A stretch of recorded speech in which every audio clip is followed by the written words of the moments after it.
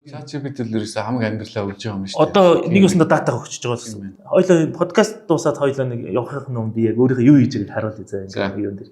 За окей. За хоёлоо яг үндсэн яриаар гоо тий. Их Бадрал бол бас манай энэ цогц хөгжлийн үндэсний төв гэдэг энэ төвийг ажиллуулж байгаа бас залуучуудыг соён гээгэр талаар нэлээд их ажил хийж зорддог ийм залуучуудын нэг байгаа.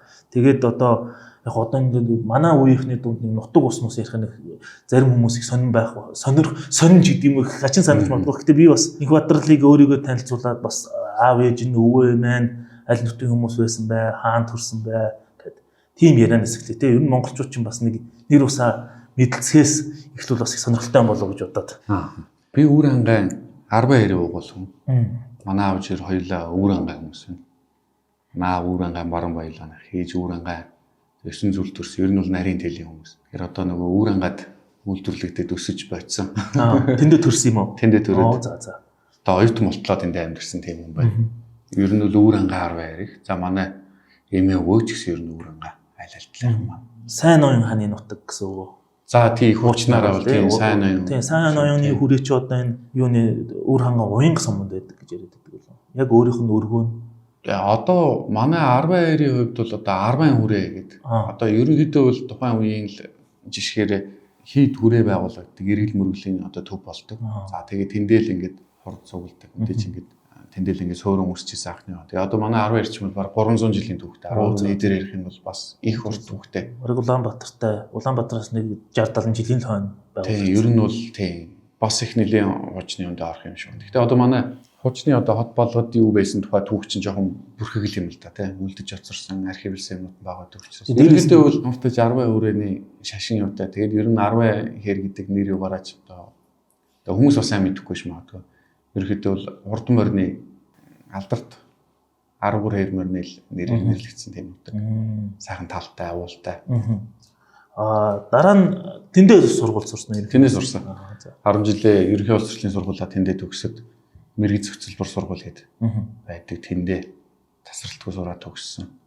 Тэгээд Монгол Улсын их сургуульд хэлсэж ороод л хот руу ирсэн дээ.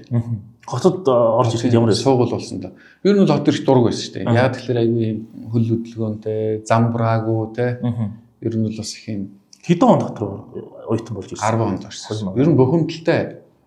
Тийм 2010 байх үстэй. Ер нь бол тэгээ хүний орчин солигт. Би одоо тэгж боддог шүү дээ. Ер нь оюутан болж байгаа хүмүүст бол ийм үйлчлэгээ авах хэрэгтэй. Нийгмийн үйлчлэгээ авах хэрэгтэй. Яа тэгэхээр за хотын хүүхэд хотод оюутан болох бол нэг шал өөр. Тэр бол ерөнхий улс төрлийн нэг ихтэй сургуулаар солигдож байна. Орчин мэдээж. Өдөөний хүүхдүүд бүх юм солигдож. Тэгж байгаа. Орчин, хүрээлэл те.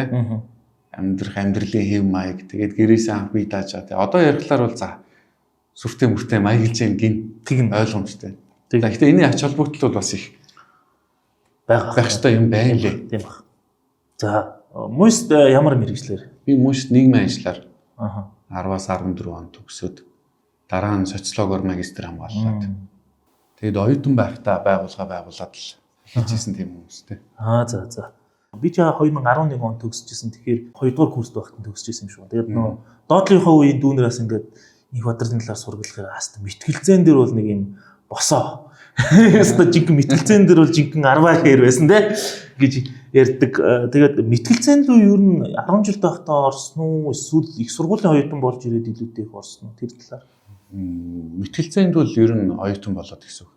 Тэрнээс биш мэтгэлцэн чинь нэг юм бүтц дагаж явдаг. Одоо спорт, хэм уурлаг гэх юм. За тэр нь нэг өөр баг. За ерөнхийдөө нэг тийм бүтц байгаа. Яагаад тэгэхээр одоо Монгол мэтгэлцээ өгч ирсэн юм бол дандаа нэг клубэд байгаа тийм өмнөх үеийн дараа үе бэлдэх голцоо ихтэй сургуулиуд төр хүчтэйсэн. Орон нутагт бол тийм байгаа. Нэг удаа нэг тэмцээн болж илээ. Ямар ч ойлголт хүүхдүүд нэг орж үзчихсэн. Сурагч байхдаа л өөрийгөө нэг тийм нийгмийн хүн чинь нэг юм хэрэгцээгээ мэдэрдэг шүү дээ. Нийгмийн оролцооны хэрэгцээг бол надад их байсан байгаад байгаа. Тэрийг би яаж мэдээд юм гэхээр хүүхдийн байгууллагт гишүүнээр ороод сурагч байхдаа. Тэгээ би одоо яг нэг юм хүсчихсэн юм руугаа орж исэн нэг юм одоо мэдэрчээсэн гэдэг. Яг л нэг тийм одоо надад бол тэр мэдрэмжийн дурсамжлаад үлдчихэлтэй. Тэгээ хүүхдээ оролцооны өдөртөх зөвлөлүүд гэж байдаг. Тэнд гишүүн болоод одоо өөрөөр хэлбэл бидний энэ хийж байгаа ажлыг чинь баг тэнд хийж эхэлчихсэн байна. Одоо бол бид нар төсөл хүчдэг бол тэнд бол нэг өдөрдөмж бичих гэж ярьдаг. Зорилго зорилттой очиад нэг жижигхэн төсөв бичээл ингээл ажилладаг. Одоо яг тийм бол бид нар 14 5-таагаас орж исэн. Хотод ирээд бол тэгээд их сургуулийн оюутан болоод бол нэлээд мэтгэлцэн лөө орсон гэсэн үг. Тэгсэн. Гэхдээ яг нөгөө сурагч байхдаа бол нөгөө илтгэлийн уралдаанд ордог. Орж үзээд тэр чинь ордог явах тийм чинь ингээл бэлдээл сураалах тийм байхгүй шүү дээ. Өөрөө сонирхлоор ороод явж исэн. Тэгээд оюутан болоод бол мэтгэлцэн сонирхсон. Миний оюутны одоо юу гэдгийг эхлэл бол айгүй бас ширүүн эхэлсэн шүү дээ. Нэг бас тэмцээнд ороод дөнгөж 1-р курст ингээ уучраа олоо явжсэн чинь нэг юм Монгол омгч гэдэг юм сүртэй нэртэй уралдаан. Тэгээ илтгэлийн үндэсний аврал шалрал болоод тэр. Тэгээд орсон чи тэр нэм телевизийн реалити шоу мөртлөө ингээ амар олон үе шаттай. Бараг одоо 7-8 үе шаттай юм уу сүүлийн шат хүртлээ. Тийм юм руу ороод бүтэн сар хичээлээ явчихдаг. Тэгээд одоо би бол миний оюутны дүн бол нөгөө байж бол хамгийн доод төвшнөөс эхэлсэн. Бүр юм. 2 хичээл дээр унж мунаад. Хоёр хичээл дээр ч унаад тэгээд ингээ байж бол аргагүй шүү дээ. 1-р курсын хүүхд нэг сарын хичээл байхгүй болчихлоо. Тэгээд яг нөгөө гоё тал нь ихвэл нөгөө миний дүнгийн төгөл тасралтгүй өссөн түүхээ те. Аргагүй тэгээс муу байна гэж төгөөс боломжгүй. Байж бол хамгийн муу дээр эхэлж исэн. Тэгэл одоо тийм уралдаан тэмцээн болсон. Яг тэгэхээр тэр чинь нэг юм уралдаан тэмцээнд ордог хүрээл рүү анханасаа нэг оролцогч болоод орсон. Тэгээд маш олон шатыг туулаад явдаг тийм тэмцээн рүү. Тэгээд тэндээсээ үл яг алдсан зүйл нь бол мэдээж хичээл юм аягүй цалгартуулж муу эхлүүлсэн. Олсон зүйл нь бол одоо хүртэл явж байгаа тийм тодорхой хүрээллүүд бол бас тийм танилцчил байсан. Тэг би бол мэтгэлцэн лөө бас нэг их сургуулийн оюутан байхад орох гэсэн чинь нэг 2 тэмцээнд ороод тэгээд нэг хэдэн сонин гаруудтай мэтгэлцсэн аахгүй. Тэгээд за хийжээс бүтэхгүй урлаг байна уу? За энэ гаруудтай ингэж ийм ярин ч гэж юу аах вэ? Өөдөөс бараг нэг яруу найраг шимээр явчих. Хастаа нэг томьёол осготол нэг амар юу ч юм. Би үзүүлдэ нөгөөт нь ойлгохгүй. Чи наадахаараа яг юу гэдэр хэлээд байгаа юм бэ? Би ерөөсөө наадаж ерөөсөө мань зэн ерөөсөө нэг тийм нэгтэй мэтгэлцэн гэхээр нэлээд тийм баримт факт яриад алцаад байх юм байна. Юмтай л тэгээд миний туршлага бол жоохон азгүй туршлага болсон юм шиг байна. Тэгээд ерөнхийдөө за яста хүнд гарууд юм байна. Тэгээд тэдрийг хаяад за тэгжснээс илүү уншдаг бичдэг клуб байгуулъя гэдэг. Миний хувьд ч гэсэн адилхан анх ингээд өөрөө мэдгүй мэтгэлцэн үүсэх бол утгагүй шүү дээ. Зүгээр ингээ ярьж болох нь ойлголцож болох байсан юм ингээл айгуу түүхтэй утгагүй байгаа юм шиг. Юу нь би тэрнтэй санал нийлнэ. Ер нь одоо бидний мэтгэлцдэг парламентын мэтгэлцэн гэдэг тэрэнд оюутнуудын дунд хамгийн өргөндөл ирсэн парламентын мэтгэлцэн. За ерөнхий улс хурлын сургуулийн сурагчдын дунд байгаа Карл Попперын мэтгэлцэн чинь ер нь аль аль нь бол боловсролын мэтгэлцэн. Өөрөлд хүнд ур чадвар суулгахад зориулсан. Ингээд олон ургалж үзэл маш олон зүйлийг авч болно. Зөв сурах юм бол зөв бүтцтэй зарчимтай сурвал буруу сурвал үнэхээр тэр хүнийг бол бас алчих эрсдэлтэй. Буруу сомлох бол амар өндөр эрсдэлтэй. Одоо энэ манад энэ мэтгэлцээний хөгжил гэх юм уу да тэг ер нь ямар төвшөнд байна? Ер нь магадгүй одоо Бадралыг оюутан байх үедээ харьцуулахад ер нь нэг дэг жайг найтайхан босноо. Эсвэл тэр чиглэлээр бас гарч байгаа сурах хүчгүүд ч гэдэг юм уу? Эсвэл авж байгаа нэр томьёонууд ч гэдэг юм уу? Тэд нар ер нь хэр зэгцэрсэн бэ? Ер нь яг миний эхэлж байх үедээ одоо 15 жил мөлийн өмнөх болчихж байгаа. Тэрнтэй харьцуулах юм бол нэлээд зэгцэрсэн. Яг тэгэхээр одоо нөгөө мэтгэлцээний олон жижиг холбоо өдр өгсөн Монголын мэтгэлцээний нэгдсэн танхимч нэг зан гэдэг даад нэг дүрмээ ингэж хөдөлшгөөдөгтэйгээд мэтгэлцэгчтэй шүүгчтэй сургадаг болоо те. За. Наавтайч тийм ахицууд бол байна. Гэхдээ нөгөө нийт Монголд байгаа мэтгэлцээний төрлийг би боловсролын мэтгэлцээнээс хайлж хөгжиж чадаагүй гэж хэлэх гээд. Мэтгэлцээний соёл бол төдийл дэлгэрээгүй. Тэр үтгийл бараг ухарсан. Яг тэгэхээр одоо сүүлийн сонгуулиуд бол мэтгэлцээнгүй сонгуулиуд ерөнхийлөгчийн ерөнхий сайд нар те намын дараа нар хоорондоо мэтгэлцэн шийдвэрлэх төвчний мэтгэлцэн бид нар үзээгүй шүү дээ. Бодит байдал дээр. Тийм ерөнхийлөгчийн мэтгэлцэн гэдэг чинь нэг тийм нэг юм айдуу тайм одоо тэр дээр неогомбын фолдгоо орж исэн мэтгэлцэн гэдэг бол бараг л тийм. Одоо манай ерөнхийлөгчүүд мэтгэлцэнгүй сонгогдсон ерөнхийлөгч. ковидын үеэр хэмжлэн те. Тэр утгаараа бол би жоохон яг нийгэмдээ мэтгэлцээний юм бол хангалттай нөгөө дэлхийн нийтийн юмнаас бол хоцорсон монголчууд бол ерөөсөө юм ил тод нээлттэй мэтгэлцэн чи яг нөгөө улс төрийн шийдвэр гаргах төвшөндөө бол тэр чинь хин юу чадах ур чадвараа бас хүний сайн мууг харж боломжтой талбар байхгүй. Яг тийм. Тэгэхээр одоо бид нар чинь ингээд 10 жилд нь бас ингээд даваад зэрэг мэтгэлцэн гэдэг хичээлийн тэг юм уу одоо энэ дэг жайг дараа нь их сургуульд орсон чинь бид нар одоо яг мэтгэлцэн 101 гэдэг хичээл байх. Яг ингээд хагас кредитийн ч хамаагүй эсвэл 4-1 кредитийн ч хамаагүй тийм зөөлөн ур чадвар гэж ярьдаг шүү дээ. Мэтгэлцэн 101, ихтгэл 100.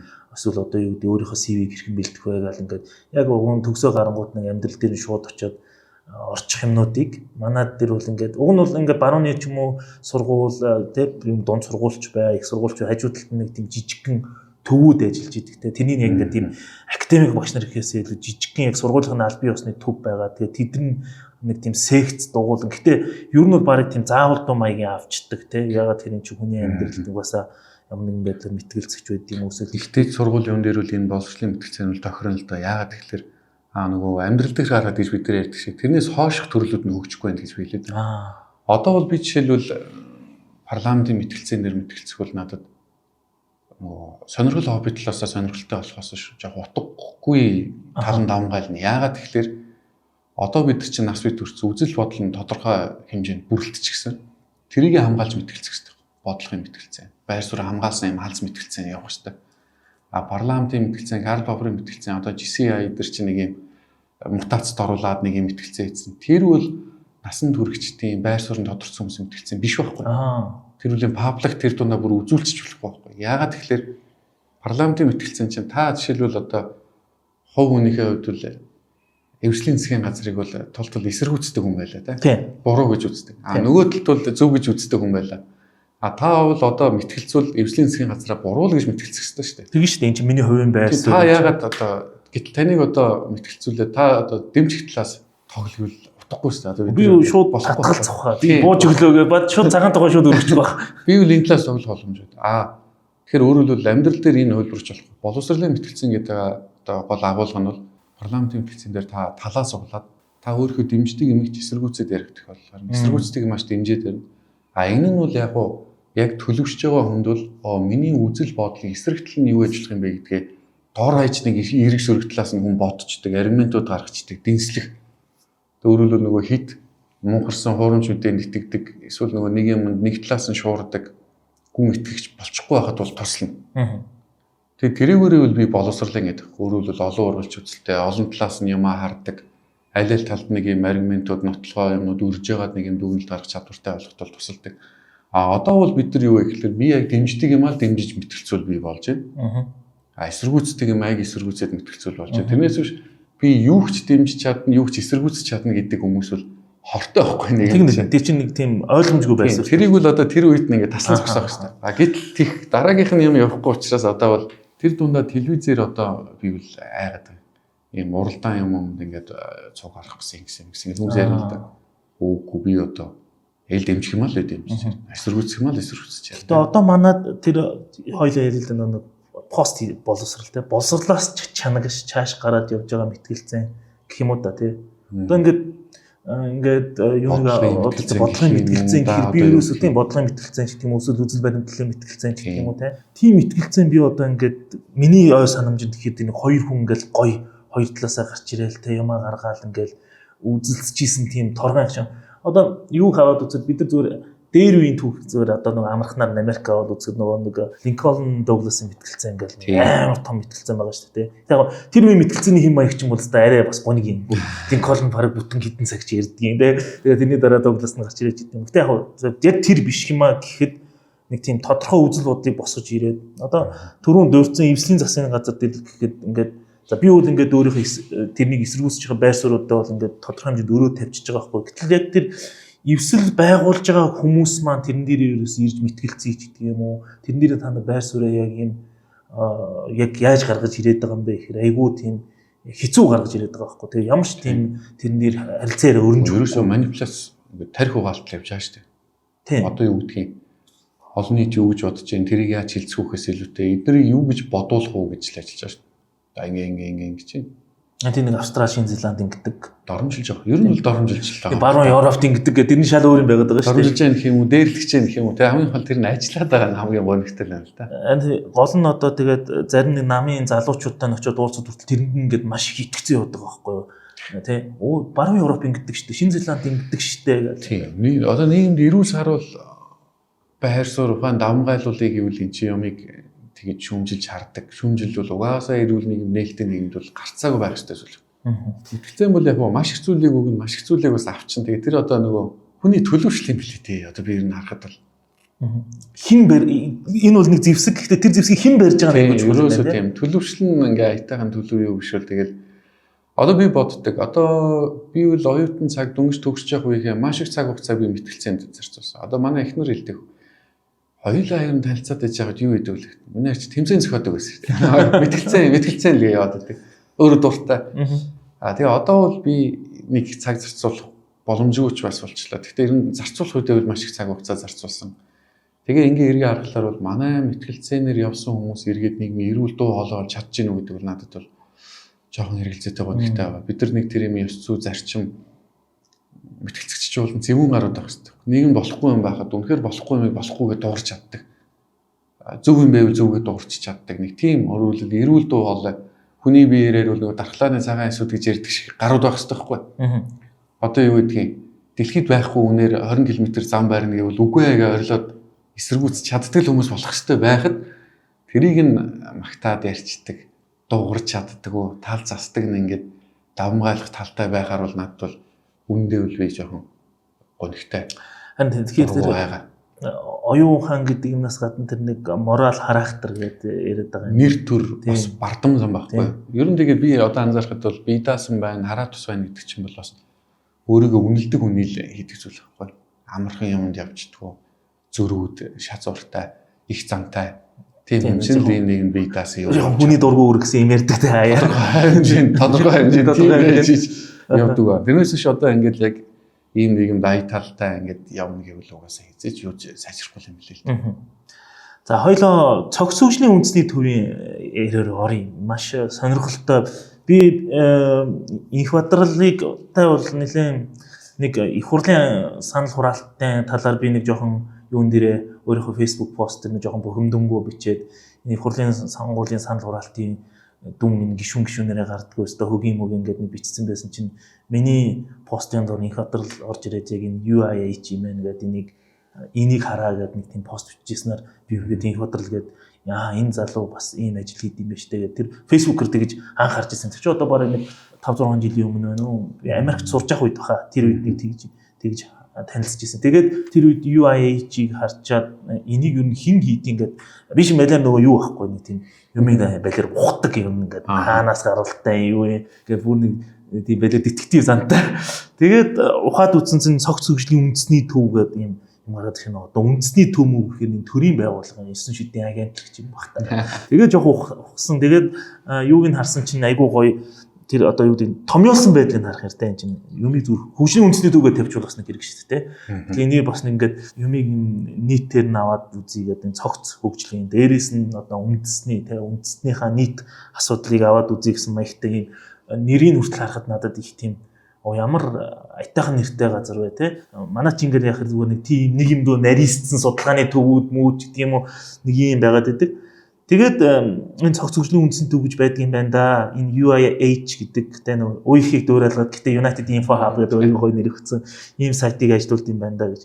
Тэгээ энэ төвийг ер нь үүсгэх болсон сэдв санаа энэ төв одоо ер нь юу хийж ийн хоёул энэ талаар бас ингээл өргөжлүүлээ ярилцъя. Тийм цогц хөгжлийн үндэсний төвийг үүсгэн байгуулсан бол 2011 он.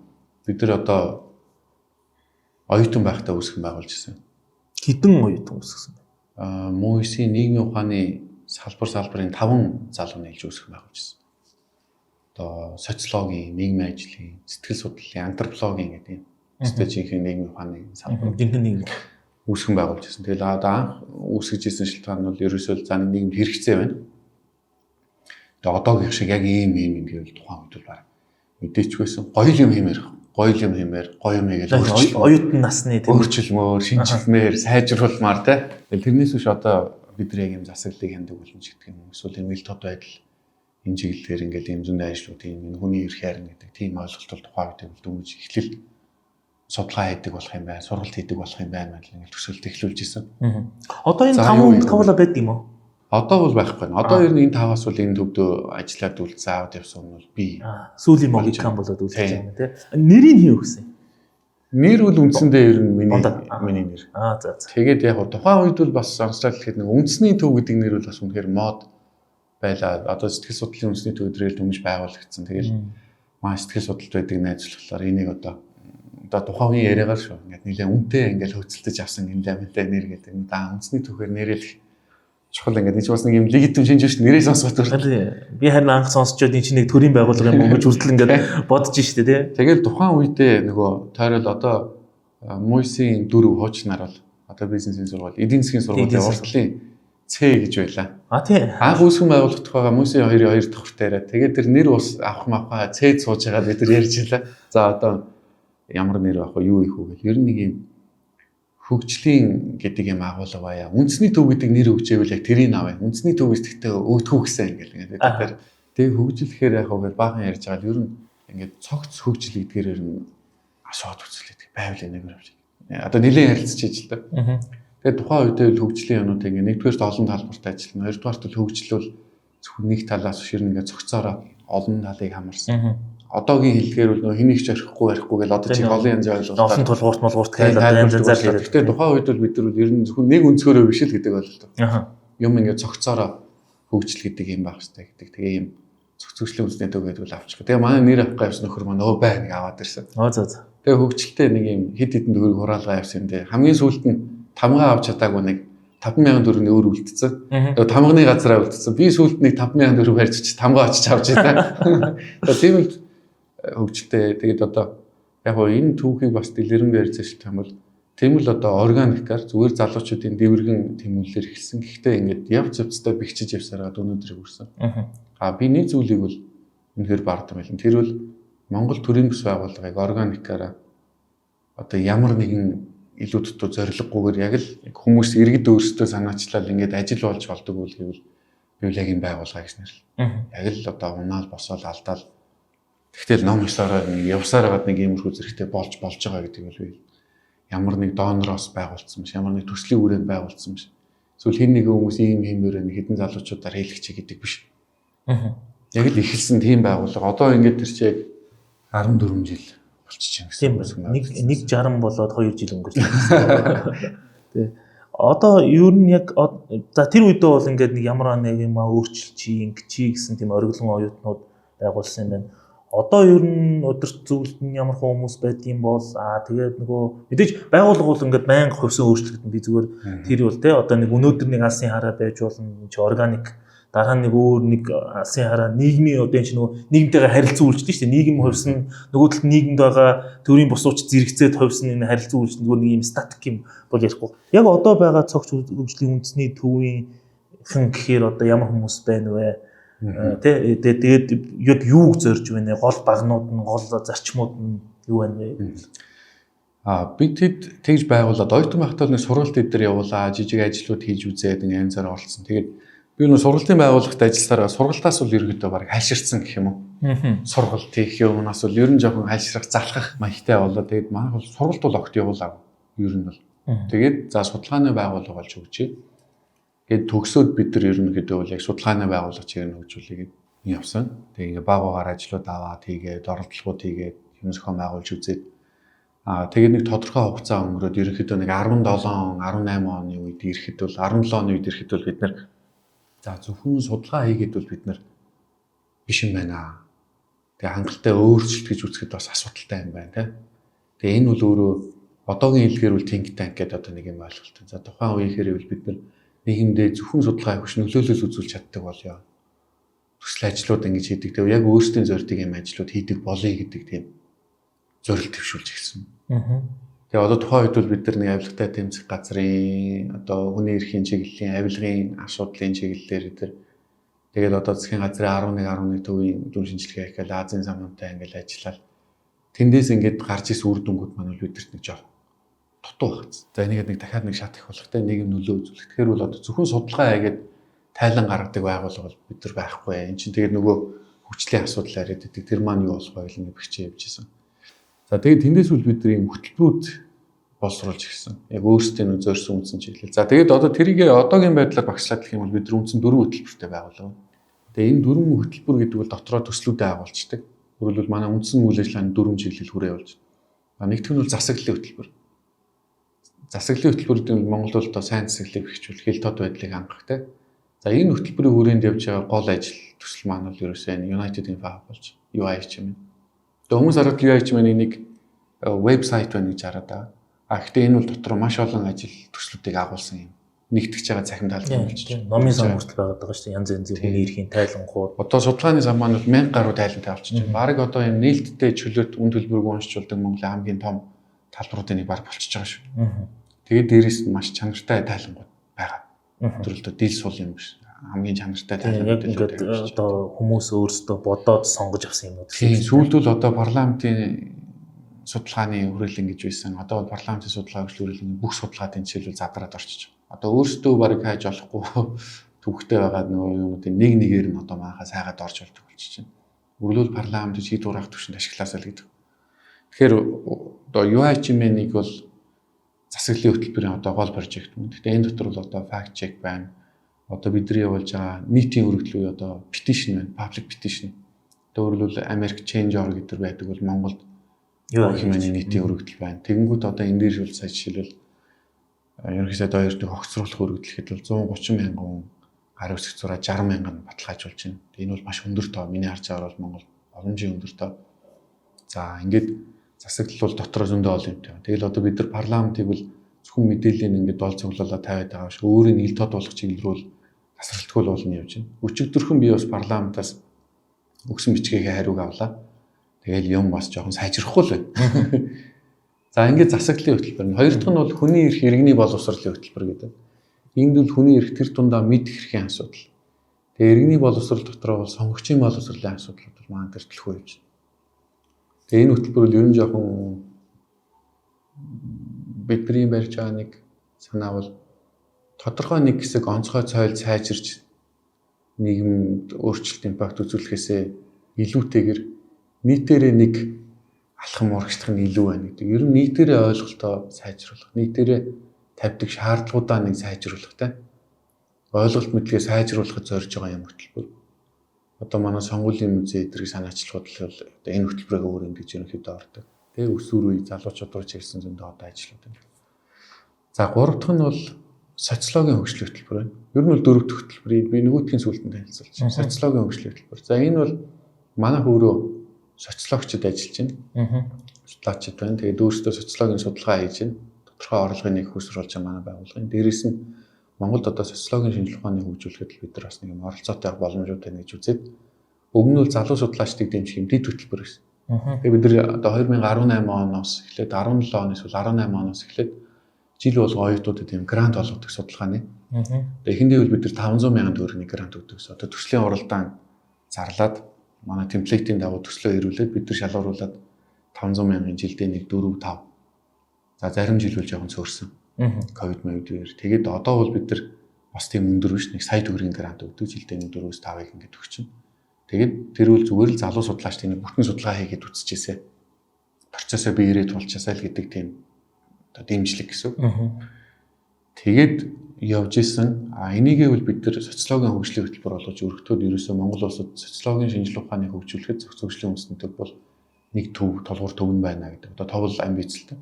Тэгэхээр Монгол Улсын их сургууль шинжилгээ ухааны академитай нийгмийн судалгааны хөрөлөнтэйгээ дөрвөн байгууллагын санамж жижиг байгуулж байгаа. Дөрвөн байгууллагын дундын хөтөлбөр болгоод тэгээ эхлээд одоо 3 жил болж байна. Энэний хүрээнд бол одоо социологийн зуны сургууль гэдэг залуу судлаачдын зуны сургууль зохион байгуулж байна 10 хоногийн.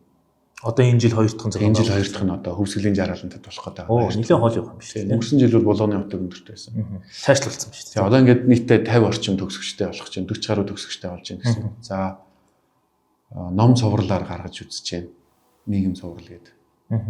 Тэр хөрсөн түмэн гэмтэрэг улсын эрх номуудыг харж байна. Тэр яг хангалтаас өргөжлүүлж чадахгүй байна. Тэрэндээ бол жоохон сэтгэл дундор байна. Гэхдээ одоо тэр бол одоо энэ хөтөлбөрийн хүрээнд хийгдэж байна. Тэгээд ер нь одоо энэ хөтөлбөрийн том зорилт нь бол Монгол бол социологийн шинжилгээ ухааны нийгмийн үргээ гүйцэтгэх ёстой л гэж бид нар хэлж байна. Би бол одоо тийм хангалттай биш байна гэдэг хувийн бол тийм байр суурьтай байдаг. Өөрөөр хэлбэл социологийн шинжилгээ ухаан ер нь бүх шинжилгээ ухаан тэр дундаа нийгмийн шинжилгээ ухаанууд бол Монголын нийгэмд үргээ гүйцэтгэх ёстой. Антрополог Монголын нийгэмд үргээ гүйцэтгэх ёстой. Социолог гүйцэтгэх ёстой. Сэтгэл судлал гүйцэтгэх ёстой. Тэр нь бол тэр мэргэжлэр төгссөн хүмүүс нэг ажил хийгээд явахыг хэлэхгүй байхгүй. За ингээд ярихлаар жоохон буруудах юм руу орж магадгүй. Гэхдээ ерөнхийдөө тийм ерөнхийдөө болвол үүргийг гүйцэтгүүлээ. Одоо Гүн Самбуу агш 2002 онд Монголын нийгмийн тухайчлал хөгжил хандлага гэдэг өнгөрсөн зууны 1900-аас 2000 оны 100-ны Монголын нийгмийн бүтцийг батсан юм ном бүтээл гаргажээ. Тэрнээс хойно ер нь Монголын нийгэм яаж өөрчлөгдөв? Бид нар дүгнсэн юм харсан юм. Яг зөв. Тэр нийгмийн бодлого чинь тэрэн дээрээ суурилах хэрэгтэй байгаад одоо манайх жишээлбэл дундаж давхрах гэдэг ирж байна. Маа дундаж давхрах гэдэг. Одоо ч тав дотор. Хоёул давхрах байгаа юм байхгүй те? Социолог гүн сан байгаа асуудал угаасаа орно. Энэ лүү. За ингээд социологийн хөгжлийн хөтөлбөр. Социологийн хөгжил. Дөрөв манай ажилтнууд ч угаасаа хөтөлбөртэй болгоор яалч бүгд орж ирдэг. Би ойлгож байгаа. Хоёул яг саяны яриараа эргэж орно. Дараалалаа бол 3 дахь. Гэхдээ одоо ярьж байгаа бол 4 дахь болж байгаа хөтөлбөр бол иргэний нийгмийн хөгжлийн хөтөлбөр гэж. Иргэний нийгмийн хөгжлийн хөтөлбөр. Өмнө нь бид нар нээлттэй боловсролын хөтөлбөр байж хаад энийг дэд хөтөлбөр болгосон. Бид нар бол мэдлэг мэдээлэл нээлттэй авах хэрэгтэй гэдэг. Одоо сурагчдын мэргэжил сонголт бла бла ингээд маш олон юм байна. Одоо иргэний нийгмийн хөгжлийн хөтөлбөр гэдэг бол манайх бол сүүлийн нэг 5 6 жил бол одоо иргэний нийгмийн байгууллага гэж үсэх нэрлэгддэг болчихлоо л да. Засаглал хүн эрхийн чиглэлээр ажиллахаар бас тэгж чинь. Нөгөө төгөөрөл бид нар бол үнэхээр иргэний нийгэм байгууллага мөн төрийн бүс байгууллага ашигын бүс ажилдаг. Яг санаачлагын ялчгүй иргэний нийгэм байгууллага. Тэгээд иргэний нийгмийн хөгжлийн асуудал гэдээ аваад үзэхлээр дотоодын зохион байгуулалт хөгжлийн асуудал гэж үзэхлээр иргэний нийгмийг хөгжүүлэх бол ерөөсөө манай үндсэн бас нэг том амбиц болж байна. Монголын ардчлалыг хөгжүүлэх, Монголын засаглалыг хөгжүүлэхдээ Монголын нийгмийг хөгжүүлэх бол ерөөсөө Монголд иргэний нийгэм хөгжихэд тулгарч байгаа саад дутгарыг бууруулах, иргэний нийгмийн байгууллагуудад олон нийгмийн дэмжлэг татах гэдэг энэ бол өөрөө жинхэнэ насны хөтөлбөр болж байна. Үнэхээр социологийн хөгжлийн хөтөлбөрийг бид нар 10 жилийн хугацааны хөтөлбөрийг зарласан. Бид нар 10 жилийн хугацаанд юу байд. Тийм энийг зорин суурь судалгаануудын хамтын ажиллагааг дэмжин социологийн мэдлэгийг түгэн бла бла бла гэдэг ингэсэн. Бид нар 10 жилийн хугацаанд яг байгууллагаасаа нэг 100 сая хөрөнгө оруулалт гаргана гэсэн чинь тэр нь баг 2 3 жилдээ дуусчихсан шиг байна. Хамгийн одоо хосолтой байна. Тэгэхээр ийм дөрвөн хөтөлбөрийн хүрээнд бол бид нар үйл ажиллагаа явуулж байна. Иргэний нийгмийн хөгжлийн хөтөлбөр гэдэг бол үнэндээ бол үнэхээр том сэдв. Том даваа байна л да тийм. Тэгээ энийг бол Монголд бол үнэхээр нөгөө төрийн хараа харьцагны бодлого гэж манад байгаа гэж үзвэл тэнд байх ёстой нэг шийдэл мөн байхгүй байх ёстой. Харамсалтай нь энэ бол байхгүй. Тэрийг бол би одоо бол мэдчихээн их юм одоо мэдэрч туршлагаараа мэдчихээн. Тэгэхээр Монголын нийгэмд үр ашиг өгдөг Монголын иргэний нийгмийг бид нар төрөөс болон гаднаас хараа тусаар төдийлөн тийм хамааралтай бишээр хараа тусаар хэрхэн хөгжүүлэх вэ гэдэг бол энэ бол Монголын үндэсний аюулгүй байдлын асуудал мөн нийгмийн хөгжлийн асуудал мөн ерөөсөн Монголын хүний хөгжлийн асуудал. Тэгэхээр чи битэрийн одоо энд ярьж байгаа энэ дөрвөн одоо цогц хөгжлийн үндэсний төвийн дөрвөн том баг нь гэх юм уу одоо дөрвөн гол чиглэл. За би социологийн хөтөлбөрийг бол ерөнхийдөө гэтээ энэ миний бодлоор 10 жил болсон гэсэн дараагийн 2 дахь шат 3 дахь шат гэдэг ингээд баг явах бол угаасаа энэ шинжлэх ухаан ч өөрөө төгс төгөлтөртөө хөрнө гэж байхгүй. Учраас дараагийн зорилтууд гараад л явах болов гэж бодож байна. Тэгэхээр энэ дөрвийг агуулсан ийм цэгцэлсэн баримтчийг танай сайтн дээрээс би олж авч чадах уу? Одоогоор манай байгууллагын нөгөө юу төглөө? Завч нэмэр усгууч лөө. Загч нэмэр усгуу тий. Завч нэг нэ усгоо ярьж. Тэгэнгүүт одоо манай байгууллага бага юм юу ажлуудад захин төлбөрт ажилладаг. Байгууллагынхаа вебийг ажиллаж чадахгүй байна. Нэхгүй ингэ нэг тал дотоо юм байгаа даа. Тэгээд тэн дээрээсээ бол уулна харах боломжтой нээлттэй юмнууд байгаа. Маг нэг жилийн тайлан юм гаргаж байгаа. Миний санаа нь юу гэх ингээд маш чухал асуудлууд ингээ ярьдаг те. Тэгээд яг энэ асуудлууд миний бодлоор бол одоо энэ хүний эрх иргэний боловсрол, за энэ засаглалын асуудал, иргэний нийгмийн асуудал, за социолог бол шинжлэх ухааныхаа нэг дэд салбарын хувьд бол үүссэн. Нэг ялангуяа би нөгөө гурван асуудлыг яриад үзэх юм бол маш нарийн асуудал байгаа байхгүй тий. Тэгээд энэ дээр нэг ингээд нэг анхан шатнд нэг хүн хөл таммаар байна шүү дээ тий. За энэ одоо би мань мэдэн ч яг ингээд нэг янз бүрийн нөгөө нэг хутгалцаараад энэ засаглал тодод яагаад чухал болцсон яац ийцэн гэдгийг нэг тийм гадарлагтайгаа мэдрэгтэйгээ болчиход байдаг. Адил шинээр энэ лүү хөл тавьж байгаа магадгүй шинээр улс төрд орхий гэж байгаа нэг хүн байж болно. Улс төрд орцсон нэг хүн байж болно. Жидг юм уу те? Эсвэл одоо энэ магадгүй нийгмийн ухааны чиглэлээр суралцах байгаа хүн ч байдаг юм уу? Эсвэл нийгмээ сонирхоод оролцох байгаа нэг бизнесмен байж болно шүү дээ те. Би юу н одоо мөнгөтэй болчлоо гайгүй. Одоо энэ би нэг нийгмээ хөгжүүлэхийн тулд яах ёстой байгаад гівгэн нэг тийм шүршүрт орж яхад нэг тийм бодол орж ирвэл тэр хүмүүс нэг юм юм руу орохдоо нэг рационал ормоор шүү дээ. Түүнээс ингээд нэг тийм амар сэтгэл хөдлөлөөр миний их оронбод тасарсан гоё ч гэдэг юм уу. Одоо яг үдээд бол яг цаг үед агаад ярих юм бол одоо өнөөдөр бол нэг сэдэм бализм гэдэг юм эргээд нэг айгүй сонин байдалтай орж ирээд байна шүү дээ. Би муу сан гэж хэлэх гээгүй шүү. Гів хүнд айгүй сонин орж ирлээ шүү дээ. Энэ Увс аймгийн 100 жилдээ холбоотой. Сүүлийн хоногийн ялч уур амьсгал баха. Ингээд бүр тренд болчихдоо шүү. Тэгээд би бас дотроо бол жоохон яа мэдээж тэр хүнийг сайн муу би шүүх гэсэнгүй зүгээр яг одоо нөгөө нэг хүнийг дахин шүтлэх гэдэг юм уу эсвэл нэг ийм тойширсан маягтай ороод ирж байгаа нь надад жоохон эвгүй санагдсан. Гэхдээ яг хүн болгонд янз янз л бахал та энэ бол би тэр хүмүүсийг шүүхгүй. Гэхдээ яг ингээд нэг ингээ орж ирж янз янзын реакцууд бас байна. Тэгэхээр үндсэн санаа нь юу гэхээр энэ юм ингээд цэгцтэй харуулахын тулд би буцаагаад асууж байгаа байхгүй юу. Одоо өнөөдрийн хоёулагийн ярьж байгаа энэ подкаст гэсэн би хажуудалд нь подкаст тавьчихад хажуудалд нь хураангууд текстийн ямарсан тавьчих гэж байгаа тий. Зүгээр текстийн гэсэн хараад ингээд нэг хүн харчаасаа яг мэдээж нэг ярианы хэлийг хасж агаад нэг гол агуулгын томилоход нэг магадгүй 4-5 хуудас юм болох нь яах нь би мэдэхгүй байна. Тэгээ ямарсан тавьчих гэж байгаа байхгүй. Зарим хүн сонсч чадахгүй бол ядаж тэр текстийг хараад хоёулагийн гол сан солилцсон юмнуудыг хараасаа гэдэг л юм бодолтой. Тэгэхээр одоо жишээ нь United Info хаад UI чигээр би ингээд айгүй гоё ялгдчихж байгаа байхгүй. Янз бүрийн юм олох гингүүд айгүй амархан олцдог.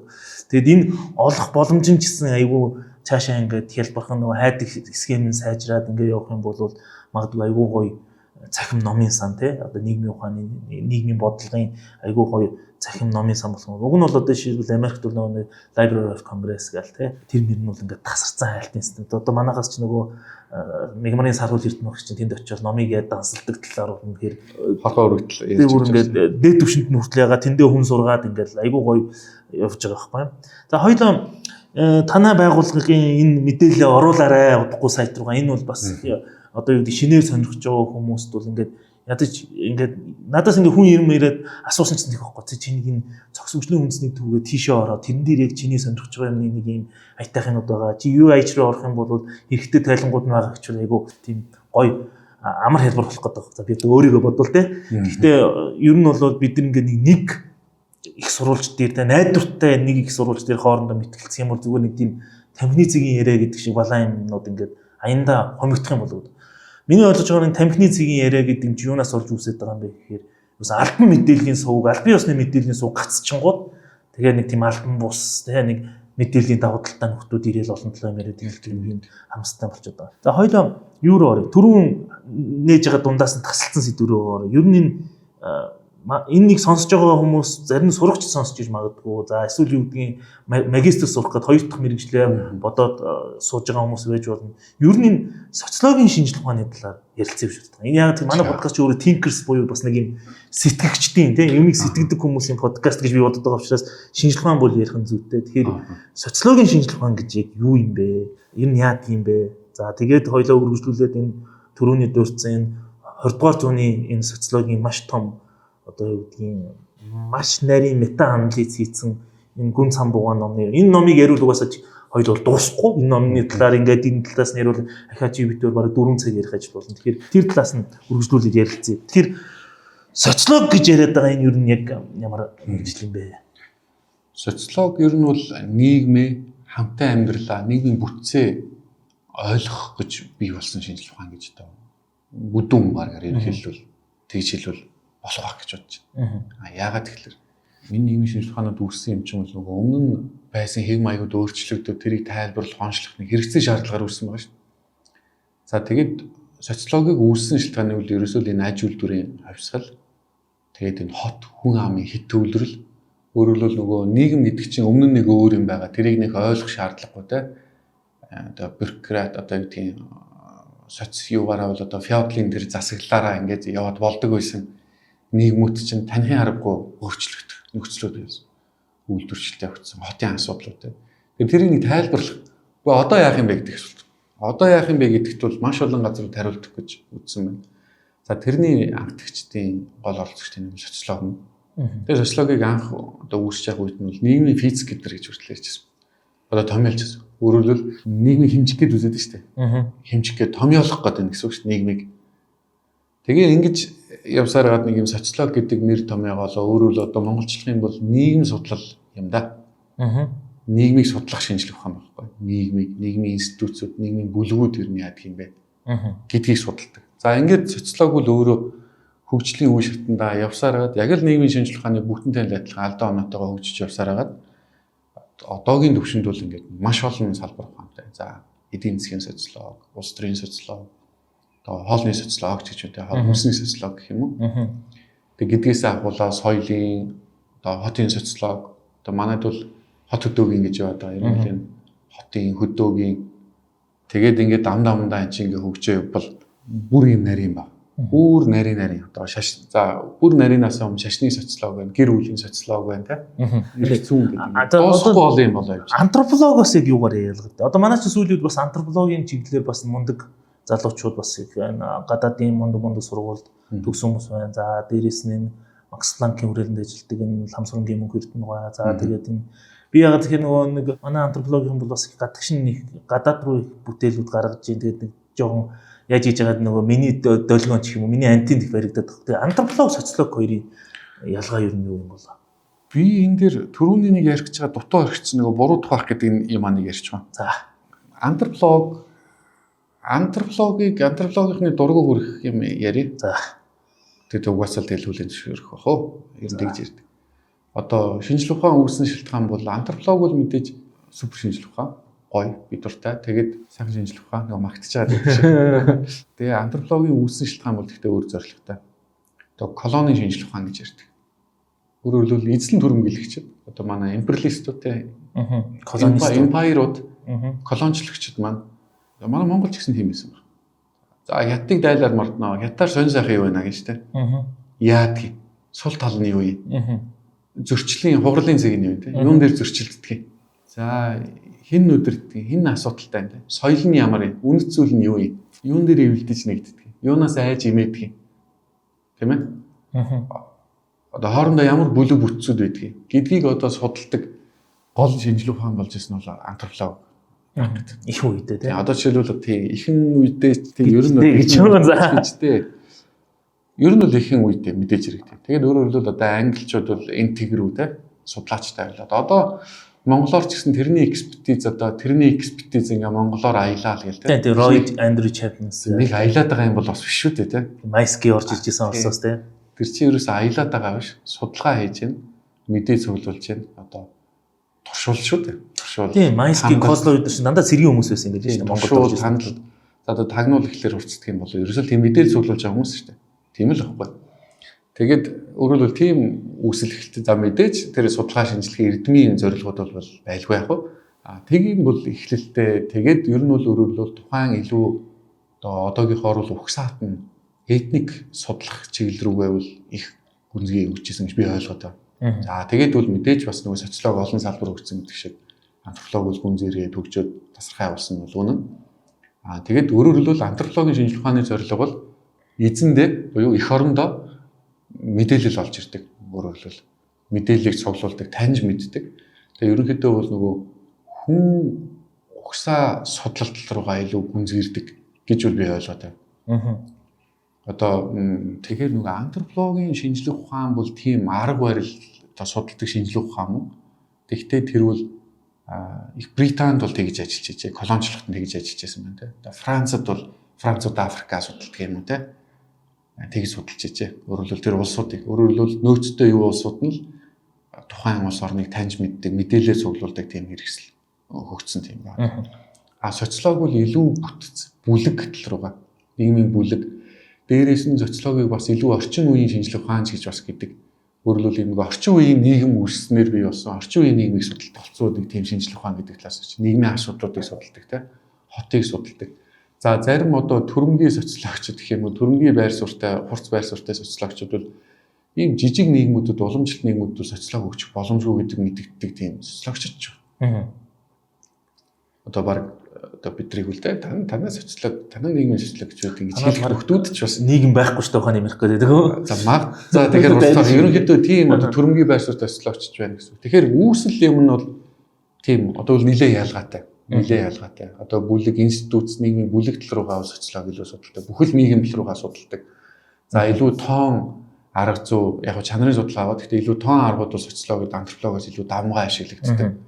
Одоо жишээлбэл антропологоос ялгаатай социолог бол одоо монголчуудын нийтлэг санаа бодол асуудлыг судлах юм социолог бол маш шуурхай хугацаанд богино юмд гаргаад ирнэ. Антрополог бол илүү нөгөө юм этнографийн тухайн орчиндөө орж уусад судалдаг. орчиндөө орд судалдаг, ажилд судалдаг, тэмдэглэлд судалдаг тийм. Ерөөсөө хээрийн судалгаа нь бол ерөөсөө гол арга гэдэг. Одоо жишээлбэл та одоо Бурятыг судлаад, өвөр Монголыг судлаад тэргүүл тэнд нь очиод нэг жил суух нь шүү дээ. За Бурятыг хүмүүс яаж хоорондоо харилцаж чинь, юу бодож чинь, Монголын тухай юу гэж ярина ханддаг юм те. Уламжлалт соёлоосоо юугаа авч үлдсэн. Одоо бараг л нарийн давал айцсан юу вэ те. Бахархал нь юу вэ гэдгээс хулаал дотор нь орж иж тэдний нэг байж иж тэрийг олж авдаг гэх юм. Социолог бол илүү өргөөрөө намарч болдог. Гүнзгийрүүлсэн судалгаагаа бол бас хийж болно. Тэгэхээр эдгээр бол одоо онцлогод л одоо ингээд хоорондоо огтлцохгүй ш. Маш олон сэжмүүдээр огтлсон, бараг давхцсан. Ер нь би одоо залуу судлаачд бол ярихдаа бол ингээд нөгөө аагууяар нь салгацсан юм шиг пазл биш. Сайенсийн салбар сайенсууд бол ерөөсөө пазл биш. Тус тус нь байгаад эвлүүлээд нэг юмтай болно гэдэг ойлголт биш. Бүгдийн давхар хийцэн шиг шүү. Тэр одоо гүн самбуу гэж энэ хүн яагаад мундаг судлаач? Яагаад ийм том юмны ард гарсан гэхээр нөхөр би социологч гэж суугаагүй байхгүй. Нөхөр статистикч суусан. Одоо бол зарим нь бол экстрим юмнууд байгаа шүү дээ. Статистик гингүүтээ их сурвалж гингүүтээ өөрийн тооцоогч. Яаж тооцсон тодорхойгүй маа гүндээ авах юм бол байгаа шүү дээ. Одоо гүндээ авах гэж би бол одоо хичээлдэн сууж одоо амин нүдэнд харсан биш шүү дээ. Одоо ичнэ гэдэг шиг тийм хүмүүс. Тэгээд түүхчийг архив зуусан байна. Архив зугаар түүхчил архив зуудаг гэж. Үнэхээр архив түүхчдээс сонирхолтойгоор ухсан байна. Эдийн засгч чиг эдийн засгийн ойлголтуудыг ашигласан байна. Одоо миний ашиглаж мэдхгүй одоо манайд ашиглагддаг. Би орчин хэсгийг уншиж байгаад энэ дээр Льюисийн бүтцийн хоёр загвар гэдээ ярьж байсан. Тэр Льюисийн бүтцийн загварыг болохоор яг икон дээр бид нар ярьдаг. Окны ямар тий окны хуулийн ингээд окны чинь ажилгүйдэл болон юуны хооронд хамаардаг. Өөрөөр хэлбэл энэ хүн өөрөө гэдгийг хайрцаглаагүй хүн гэж би ойлгодог. Дээрээс нь өөрийнх нь үндсэн суурь сурсан мэргэжил нь өөрөө инженер эдийн засаг буюу инженерийн суртай, эдийн засгийн суртай учраас за тийм баха яг нэг сэтгэлгээгээр өөрийгөө хайрцаглаагүй хүн байхгүй да. Тэгэхээр би бас залуучууд юу гэж хэлмээр байна. Ингээд аль нэг юмд хайрцаглах бол буруу. За би энэ дээр бүр гол поинтуудыг хэлье. Онцлог хэлэхэд бол шинжлэх ухаанаар нөгөө өөрийн хувийн амбицийг хангах хэрэгцээ бол цаг ямагт байсан. За хүн өөрөө мөн чанарынхаа нэр хүндэд дуртай, алдар нэр дуртай, хүн танигдах, олон хүндлэгдэх хэрэгцээ байдаг. Тэрийгэ маш олон хүмүүс үл энэ шинжлэх ухаанд дүр төрхөөр хангах гэж оролддог. Одоо science populism хийдэг. Одоо өөрөөр хэлбэл амар чухал гоё юм яриад байдаг ингээл яриад байдаг. Тэгэл одоо шашин чухал шүү. Шашны юм чухал гэж байгаа. За би чинь шашин судлаач шүү. Одоо социолог бол чухал, нийгмийн асуудал чухал гэж байгаа. Би тэгээ социологчтай гэл ингээд. Цаана нэг юм хүний эго амбиц үл чухал заадаг. Ерөөсөө байдаг. Бид нар science игнээс жоох салгаж хармаар. Хөгжлийг бол. Тэгээд энэ ер нь Монгол өөрөө яг нийгмийн шинжилгээ хөгжөөд бас утсан орн биш. Тэр бид хүлээн зөвшөөрнө. Гэхдээ бид нар энийг тэглээгээ дангаагаас угаад иж болохгүй шүү дээ. Энийг Монголын нийгэмд ашиглаж ажиллуулах шүү дээ. Одоо манай сайенсууд одоо тэр дундаа нийгмийн шинжилгээ ухаанууд биш болов хэлэхэд бол гадныг ажилладаг. Монголд биш. Шулууганда. Монголын социолог Монголын нийгэмд ажиллах. Монголын антрополог Монголын нийгэмд ажиллах. Монголчуудад ажиллах. Нөгөө үүсгэсэн зорилгоороо баг ихний юуруугаа гэдэг шиг ажилладаг. Та дөрөв хэлсэн манай антропологийнхан бол одоо Монголын нийгмийн шинжилгээ ухаанаас хамгийн олон бүтээл одоо жишээлбэл гадагшаа хэвлүүлж байгаа, сайн сэтгүүлүүдэд хэвлүүлж байна тийм өөрөөр хэлбэл артиклууд маш сайн гаргаж байгаа. Тэгээд одоо Google Scholar руу ороод ингэж шүүх юм бол тийм хамгийн олон иш татгдсан одоо индекс өндөртэй ингэж судлаачтай нь харж байгаа. Гэхдээ нийтлэг сэдвүүдийг нь харах юм бол яг Монголд ажиллаж байгаа нь би нэг 10-20% хүрэх болов уу эргэлзэж байна. Дийлийнх нь бол одоо 80% нь бол нөгөө л яг нэг тэр талдаа ажилдаг сэдвүүд л явж байгаа. Тэр нь юу хэлж яах гэхээр бол хараач манай алтын нэг жанр юм шүү дээ. Бүх сонирн байгаа шүү дээ. Өөрөөр хэлбэл тэд нар ирээд нэг амтны өрөөлөө үзэж байгаа юм шиг те ханддаг байсан. Яг тэр сэдв өнөөдөр яг үргэлжлээд байгаа асуудал. Харин тэр мөнх эрдэнэ профессор эдэр бол Монголын түүхийг хандах хандлага, Монголын нийгмийг загварчилж хардаг хандлага тэр загварыг дахиад загварчилж байгаа бол энэ бол бахархан үйл хэрэг. Тэнд бол энэ бол Монгол энэ антрополог бол Монголд ажиллаж байгаа гэж харж байгаа. Одоо босоод алгаад ишмар тэр хүн одоо хүмүүс юу гэж ханддаг ямар зөрчил байдаг нь бол над түүж хамаарахгүй. Тэр хүн бол энэ шинжлэх ухааныг Монголд ажиллуулж байна. Гэтэл дийлэнх нь харахад манай алтны нэг жанр юм биш. Хүү хараач манай Монгол малчид ингэдэг шүү дээ. Манай гэр ороолол юм биш. Та нар сонирхож Монгол их сонирн байгаад гэдэг тэр сэдвээс халаагүй буюу Монголын мэдээллийг гадагшаа сонирхуулах төвшөнд дийлэнх нь байгаад байгаа нь бас бодтой үнэн. Тэрний хүлээн зөвшөөрөх. хоёр талтай юм яваад байна шүү дээ. Би одоо энийг өмнө ярихлаар за чи өөрөө юм хэвлүүлж үзээгүй гэж гэдэг. Би өнгөрсөн жил бас нэг юм хөөцөлж чад 2-3 хэвлүүлж үзлээ. Тэгээд одоо би одоо бол тэгж ирүүлэр болсон. Ийм хүмүүс ишлэгсэн амар өндөр индекстэй нөхөр бичсэн. Юм чи ингээ хэвлүүлж болдох юм байна. Тэгээ ардах асуулт байна. За чи юм хэвлүүлдэг эрдэмтэй Монголд юм байна. Тэгээд юу гэж? Тэгээд чиний судалгаа Монголын нийгмийг юуг өөрчлөх? Яаж сайжруулах? Ямар хувь нэмэр оруулах юм те? Хэдэрхийн агарын одоо абстракт мэдээж бүх юм ингээ практик ач холбогдолтой заавал энд юм өөрчлөлтөд нүдэнд харагддаг байх албагүй. Гэхдээ өөрөөр хэлбэл Монголын антрополог бол жишээлбэл яг би одоо социологи дараа нэг Монголын антрополог бол Оросд очиод брендийг судалдаг. Тэнд та нар 5 жил судалгаа хийдэг. Тэгээд тэрийг Монгол репорт, Монгол тайлагтай Монгол үндэстнүүд Оросд ингэж амьдарч шүү. Ийм байна. Өв соёлын хувьд ийм байна. Эдгээр Монгол дуучдаас энийг сонсдог. Ингэж сонсдог юм байна. Ингэж эмгэгддэг юм байна. Өвөр Монголд очиод судалгаагаа хийдэг. Хамаагүй хятадтай хамтраал хийдэг. Гэхдээ энэ нөхцөл байдал юм биш. За тэр чинь ингээд давхар зөвхөн юу шүү дээ. Эдийн засгийн антрополог юм. Хөрөнгө оруулалтын асуудал юм тийм. Монголд бол ийм юугаар бол хөрөнгө оруулах юм лидер ч бас үүтэй биш. Өөрөөр хэлбэл нэг юм уурсгал нь ийм одоо экспорт юм биш. Импортлох тийм сайн самаар шүү дээ. Өөрөөр хэлбэл Монголд хамааралтай мэдлэгийг Монгол руу импортлмаар. Тэгэхгүй бол одоо Монголыг бол зөвхөн судалгааны талбар болгоод эрдмийн нэг сэдэв болгоод гадагшаа репортлдог тэр юмнаас манай антропологч тэр үндсэндээ социолог маань ч гэсэн халиав. Социологийн шинжилгээ ухааны үүрэг бол үндсэндээ энэ гүндээ багш идэх шиг нэгэн бүтцийн суурь судалгаагаа шулуугандаа хийх хэрэгтэй. Тэгээд одоо тухайлбал өнгөрсөн жил ихэд одоо хоршоо малчтын хоршоо гэд хэдэн тэр өмнө зарсан гэж байна. 50. Тэгээ шинэ хоршоо хүргээд. Юу лээ? Тэгээ асар өндөр олон тэр юм байна те. Гэтэл асуулт байна. Малчт гэдэг жишээлбэл нийгмийн нэг бүлэг мөн үү? Өнөөгийн Монголд.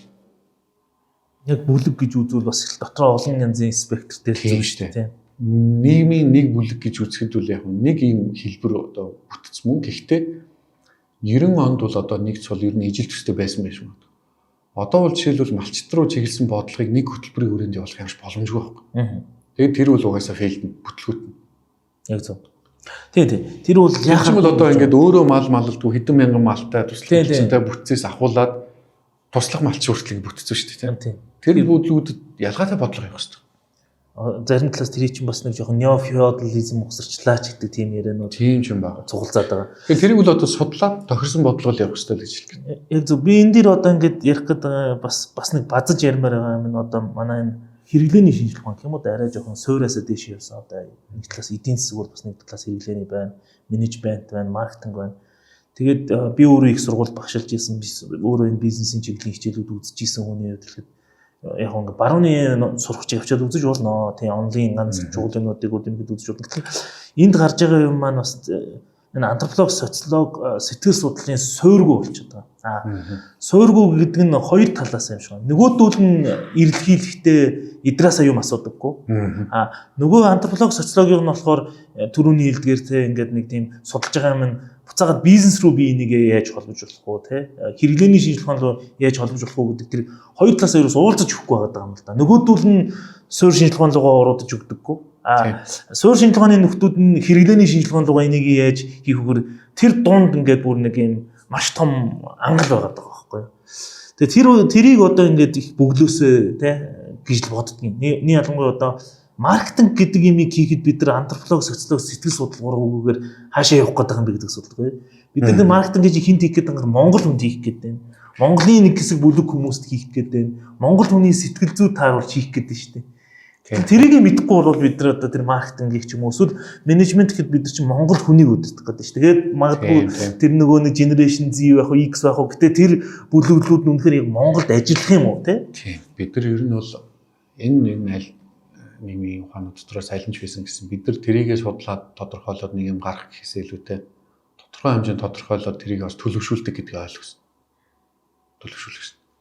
Зүгээр л нэг юм тодорхой судалгаа гэдэг юм байна гэхээсээ гадна ямар байх ёстой гэдэг рүүгээ яаж хөтлөх вэ гэдгийг асуудлах ёстой. Нийгмийн ерөөс чиглүүлэхгүй байна. Ер нь тэгээ Монголын нийгмийн хандлага чинь ер нь бид нар өөрсдөө ер нь тэрийгээ барьжуулж чадахгүй л байгаа шүү дээ. Тийм ээ. Дээрээс би бүр онцлоод хэлэхэд антрополог, сэтгэл судлал, за би сэтгэл судлалыг сайн мэдгүй байна. Социолог, антрополог эдэргээл ингээд явах юм бол энэ дотор байгаа юмнууд дотор бас хэрэггүй маяг их баг. Шулах хэлгээд. Би түрүү яагаад үүслийг яриадсан гэхээр би одоо энэ дээр нэг бариараа гэж хүмүүст одоо хэлмээр байдаг зүйл бол түүхэн социологийн хандлага гэж маань социологийн нь өөрсдөө ярьдаг. Тэр нь бол нөгөө альва зүйлийг дүгнэхдээ тухайн үеийн нөхцөл байдал нь ямар байсан бэ гэдэг суурин дээр нь холбож дүгнэхдэх байхгүй. Тэгж дүгнэхдэх байна. За яг тэр үүднээс нь харах юм бол шинжлэх ухаан эхэлж исэн үүсчихсэн үеүүдийг харъя те. За бүх юм шинэ байжээ. За шинэ байгаа учраас шинжлэх ухаан болохын тулд хүлээн зөвшөөрөх гэдэг шүү дээ. Социолог бол бүр урагшаа ярих юм бол нийгмийн шинжлэх ухаан битгий байгалийн шинжлэх ухаанаас ялгаатай гэдгээ хүлээн зөвшөөрж нийгмийн физик гэж ярьж байсан бол эн чинь байгалийнхаас ялгаатай нийгмийн ухаан гэдэг нь бас байна шүү хөөе. Физик биш юу шүү дээ. Математик биш юм байна. Геометри биш гэдгээ ингээд харуулсан. Эхлээд нийгмийн шинжлэх ухаан харуулж ялгаатай гэдэг хүлээн зөвшөөрөгдөж. Тэгэхээр хүлээн зөвшөөрөгдөхийн тулд бол нэлээд төвчгөн нэстэй те. Чухал гэдгийг ойлгуулахын тулд бол нэлээд сумарчиж эндээ боо штэ. За тийм ээ. Хоёрдугаар нийгмийн шинжлэх ухаан дотроо ялгарна штэ. Бид нар сэтгэл судлаас өөр, бид нар антропологоос өөр гэдгийг ялгархын тулд бас маяглана штэ те. Тэгнь. Өөрөлдвөл үндэстэн яснууд бол хоорондоо ялгархын тулд ингээл өөр ялгаатай соёл те элементүүд байдаг шиг шинжлэх ухаанууд ч яг л тэр замыг туулсан. Гэтэл тэр нь өнөөдөр явсаар хагаад ингээд угаасаа уламжлал гэдэг шиг те. Өөрөөр шинжлэх ухаан дотроо нөгөө мухар уламжлал болоод ирсэн юм байгаа маяг те. Өөрөлдвөл социологийг маш энгийнээр тайлбарж ойлгуулж болохоор хад нөгөө тусад нь хүлээн зөвшөөрүүл салбар болохын тулд маш төвөгтэй болгоцсон байгаа байхгүй. Тусдаа сургуультай бараг л тусдаа хилдэ болгочихж байгаа. Өөрөөр хэлбэл одоо юу гэдгийг нөгөө дунд таранхуй зууны үед христийн шашныг одоо тодорхой бүлгийн эрх мэдлийг хамгаалах хэрэгсэл болохын тулд зөвхөн санвартнаар дамжуул латин хэлээр ярьдаг байсныг зүгээр л хүссэн хэлээр унших боломжтой болгоод бүүм хийсэн гэдэг шиг шинжлэх ухаануудын чинь бас нөгөө англи латин гэдгээс нь тусдаа шинжлэх ухааны хэлээр хайрцаглаад тус нь болгоцсон байхгүй.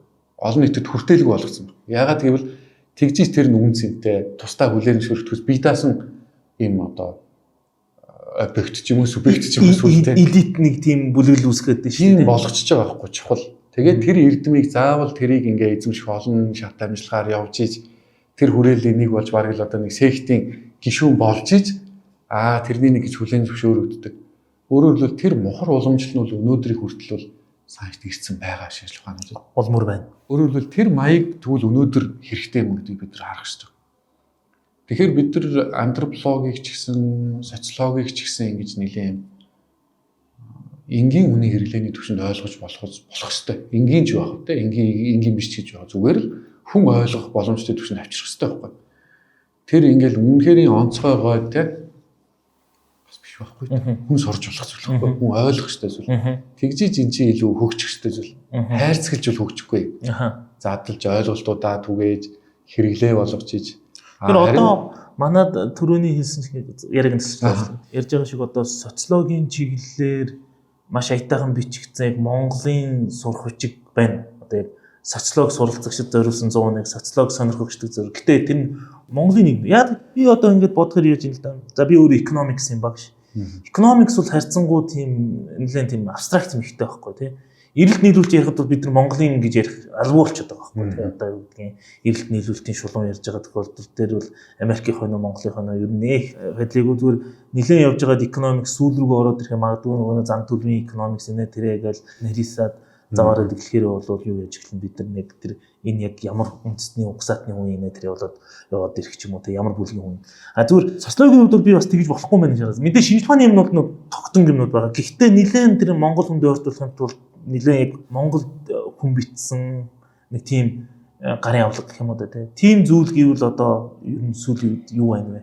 Би нөгөө энэ шинжлэх ухааны хөгжлийг бас тодорхой хэмжээнд ярих гээд бас энэ социологийг сонирхож байгаа хүмүүс ийшээгээ ороосоо л гэж бодоод тэгж яриад байгаа юм л да. Антрополог дээр бол одоо нөгөө гантуулгын мөнх эрдэнэр бом очир багштай нийлээд нэг тийм 2 ном бичсэнийг бол би санаад байгаа. Миний нөгөө сигнал дотроо социологийн одоо эхлэе гэвэл хаанаас эхлэх ёстой вэ? За социологийн хувьд бол ер нь жоон чамлалтай байгаа. Тэрийг хүлээн зөвшөөрөх хэрэгтэй. Тэр ихтэл нөгөө их зохиолууд нь ч одоо унших ёстой юмнууд нь ч одоо монгол хэл дээр болов.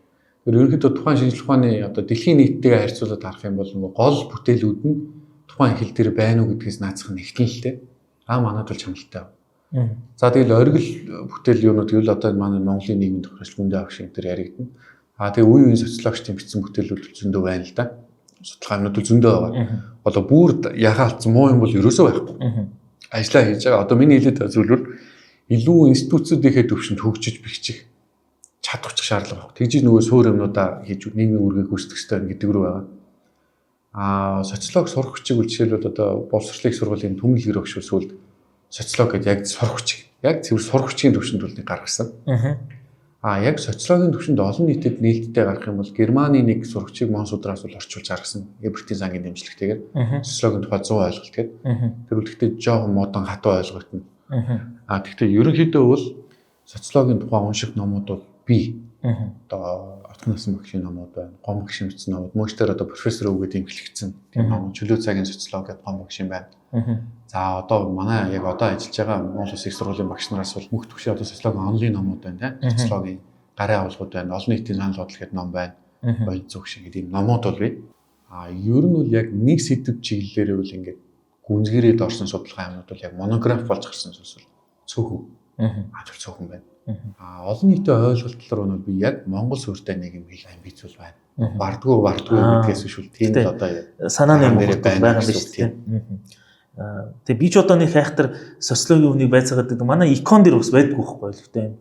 Зүгээр бид нар сайн сурах хүчийг орчуулсан юм байдаг. Яг Монголын эдийн засаг зориулаад яг гоё хийцэн гэдэг. Мэдээж 90-ад оны үе 2000-ад оны их үеийн янз бүрийн юмуд байгаа боловч яг ингээд гоё орчин үед ингээд тааруулаад гаргацсан. Тэгээд зүгээр нэг тийм энгийн хүмүүс. Бид хоёрын үнцэг бол нэлээ нөгөө шүмжилт юм нөгөө мэдээж хэрэг хүн чинь ярихаар ингээд сайжраасаа тийг сайжраасан гэж бодож орчих. Шүмжилт үнцэг намаалч гэдэг. Гэхдээ ерөнхийдөө социолог бол угаасаа критик шинжлэх ухаан гэж байна. Шүүмжилж шинжлэх ухаан. Тэгээ зөвхөн юмыг тайлбарладаг биш. Шүүмжилдэг, сайжруулахыг зорддог. Дээрээс нь хамгийн чухал нь бол бас таамнал дэвшүүлдэг. Өөрөлдөл одоо Монголын нийгэм ийм юм байгаа бол ийм болох төлөв байх шүү. За энийг ер нь анхаарах шүү гэдэг чинь л нөгөө шийдвэр гаргах төвшин интернет ашиглах хэрэгтэй юм байгаа юм л да. За хоёулаа одоо Гүн Цамбуу багшийн бичсэн ном руу орё. Энэ ном бол хоёр дахь хэвлэл тий одоо дизайныг сайжруулад гэх юм уу. Одоо 2000-ад оны ихэнх үед гарсан номыг дахиж хэвлэж гаргаж байгаа юм байна ш. Тэгээ ер нь энэ нэг сайн номыг дахиж гаргана, олонний хүртэл болгоно гэдэг бол бас их чухал юм байна гэж ойлгосон тий. Одоо бас энэ цогцлогчны үндсэн төвөөс гарсан тэр улсын эрх гэдэг Жамсрангийн Цэвэн гон бичсэн тэр номыг уншихад бол үнэхээр л нэг тийм урам зориг авахуц. Бас энэ ном юун дээр байдаг юм бэ? И ном гэдэг нэг сайтн дээр бас ипав байдаг юм лээ. Тэгээд би нөгөө нэг удаа залхуураад нөгөө дундаас нь текст ишлэх гэсэн чинь нөгөө өөрөө шиммээргүй санагдаад. Тэгээд ер нь энэ хааны газар байдаг юм. Тэгээд хөрвүүлгүүд нэг жоохон зөрүү байдаг шүү. Баг зөрүү байна тийм. Ер нь яг зүгээр би хэдийгээр миний унган мэрэгжил эдийн засагч гэсэн нөгөө нийтийн удирдлагаас орчингууд бусад төрөний хэлдгээр тийм. Энэ бусад бүх шинжлэх ухааныхаа салбаруудыг бас сонирхох тийм. Эднэрийг бид нэр яаж ашиглаж болох вэ? Авах юм аваад онцлох юм аваад ингээд яасан. Маш сонирхолтой эхэлж исэн. Харамсалтай нь би одоо нэг оршил хэсгийг уншиж байгаа. Тэгээд нэг жоохон явуулж байгаа. Сүүлдээ шалтгаан гараад зогсчод байгаа. Нэг би үнэ хэлэхгүй би нэг уншсан хүн шиг аяглаж болохгүй. Би эхний нэг 39% уншсан байна. Дээр нь харандаагаар тэмдэглээд яваад байгаа. Тэгээ энэ номыг нэг сайхан товчхон ингээд танилцуулдаг. Энэ номыг бол манай одоо бодлого боловсруулагч нар бол би бол нэг ялгын их хурл сууж байгаа залуу гишүүд. За энэ залуу гэж ангилах чадлаггүй. Ер нь одоо бодлого боловсруулж байгаа их хурлын гишүүд, яамдын газрын дарга нар, төрийн нарийн бичгийн дарга нар бол энэ улсынхаа нийгмийн энэ хөгжлийг хийх гэж байгаа хөгжлийн бодлого боловсруулж байгаа хүмүүс бол тэр бодлогоо одоо их бодиттой болохын тулд унших ёстой номнуудын тэргүй үеинд байх ёстой номнуудын нэг гэж хараад байгаа. Энэ маш би бүр ингээд л энэ бүр мета шинжилгээ байна гэдэг байгаа байхгүй. Бүр маш олон юм ингээд дээрээс нь давхарлж ийснэ. Тэгээд одоо юугаар хэлэх юм бол нөгөө хандын ингээд шахна гэдэг шиг ингээд шахаад гаргаад за огшим шиг юм ном харагдаж байгаа. Би өөрөөсөө хурдан уншиж чадахгүй байхгүй.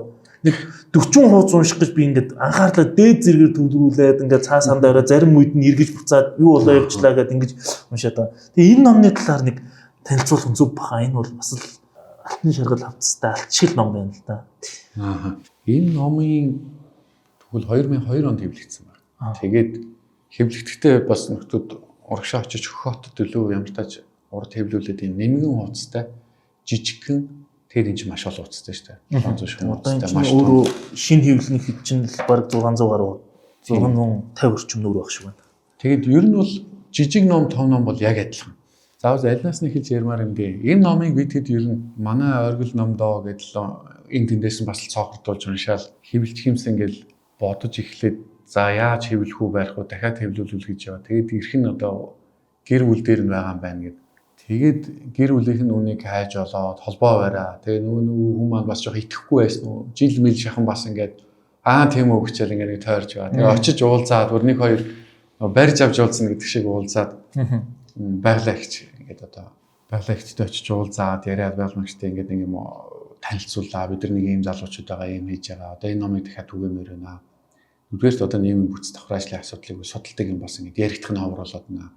Нөгөөдгөр бид нар бас ингээд дахиад үнэхээр өөртөө зардал мөнгөний ороо дахиад үнэхээр гарах нь чухал байна гэж хүсээд одоо хэвлэл эрхийн шилжүүлж авсан. Гэр юм байгуулаад тэгээд ямар тач ном иш орн бол зөвшөөрсөн гэр бүлийнхэнд нь бол үнэхээр талархал илэрхийлнэ. За дараагийн ингээд хэвлэхээр боллоо гэснээс хойш бид нар бас 2 жил болж иж гаргасан. Яагаад тэгэхээр нэгдүгээр нэг ковид үе. За одоо бид нар чинь нэг юм 21 онд энэ ном чинь дахиад хэвлүүлсэн. Тэгэхэд 21 онд хэвлүүлээд бэлэн болоод гарч яхаас өмнөх процесс юу гэхээр нэгдүгээрт ингээд юм жоохон хаалттай. Хоёрдугаарт бол энэ номын их ерөөсөө үлдэв. Файлаар үлдэв гэсэн. Номын их нь үлдэв. Их нь үлдэв. Бид нар ч юу байсан гэхээр хуучин жижиг ном л байсан гэсэн. Тэгээд одоо яг манай байгууллагын 5 залуу 5 хувааж авч байгаа л шивсэн дээ. Тэгээд би бас нэг хэсгийг өөрөө хувааж аваа шивсэн. Тэгээд шив нь алдаа мадгаар тулгана гэдэг хэцүү. Дээрээс нь бид нар нөгөө яг шинжлэх ухааны талаасаа бас ач холбогдлыг бууруулах тулд өмнөх номын хуудас, энэ номын хуудас яг нөгөө яг адилхан. Өөрөөр хэлбэл энэ номын 15 дугаар нүрэн дээр байгаа юм бол хуучин номын 15 дугаар нүр хоёр яг адилхан. Дараа нь ишлэл зүйлт авахд айгүй хамаагүй байна. Тэгэхээр яаж юм гэхээр нөгөө хуучин ном шинэ номын хэмжээ хуудас нь өөрчлөгчвөл дийлийнх нь хуучин номоос иш авсан байгаа шүү. Тэдгээр тал одоо энэ төрөл хөгжил хандлагын 15 дугаар тал гэсэн. Энэ дээр зөрчих баг. Тэгэхээр бид нар тэр ач холбогдлыг бууруулахгүй тулд яг нүрээр тулгаад харах юм. Маш өөрчлөлт гараад. Бодвочтой санаа шүү. Хуучин номыг сэргээхэд бол тэр үл чухал юм байна гэж би бодсон. Тэгээд үсгийн хэмжээг томруулад, агаар зайг нь жоохон томруулад тэгээд эн чинь янгууд үнэхээр нүсэр том ном болчих юм чинь одоо мангар том ном болчих. Тэгээд давхар хавцлэлээ одоо хамгийн чанартай гоёор яаж хийж болох вэ гэдэл. Тэгэл хавцсны зургийн нүртэл нийгмийн бүлгүүдэд тухайн ном дээр гарч ирсэн төлөөлөх гээл ингээл хан дээр зурж байгаа л самар дээр зурж байгаа л ингээд гаргасан тийм юм. Тэгээд ямар ч тач 2 жилийн турш хувааж явсан.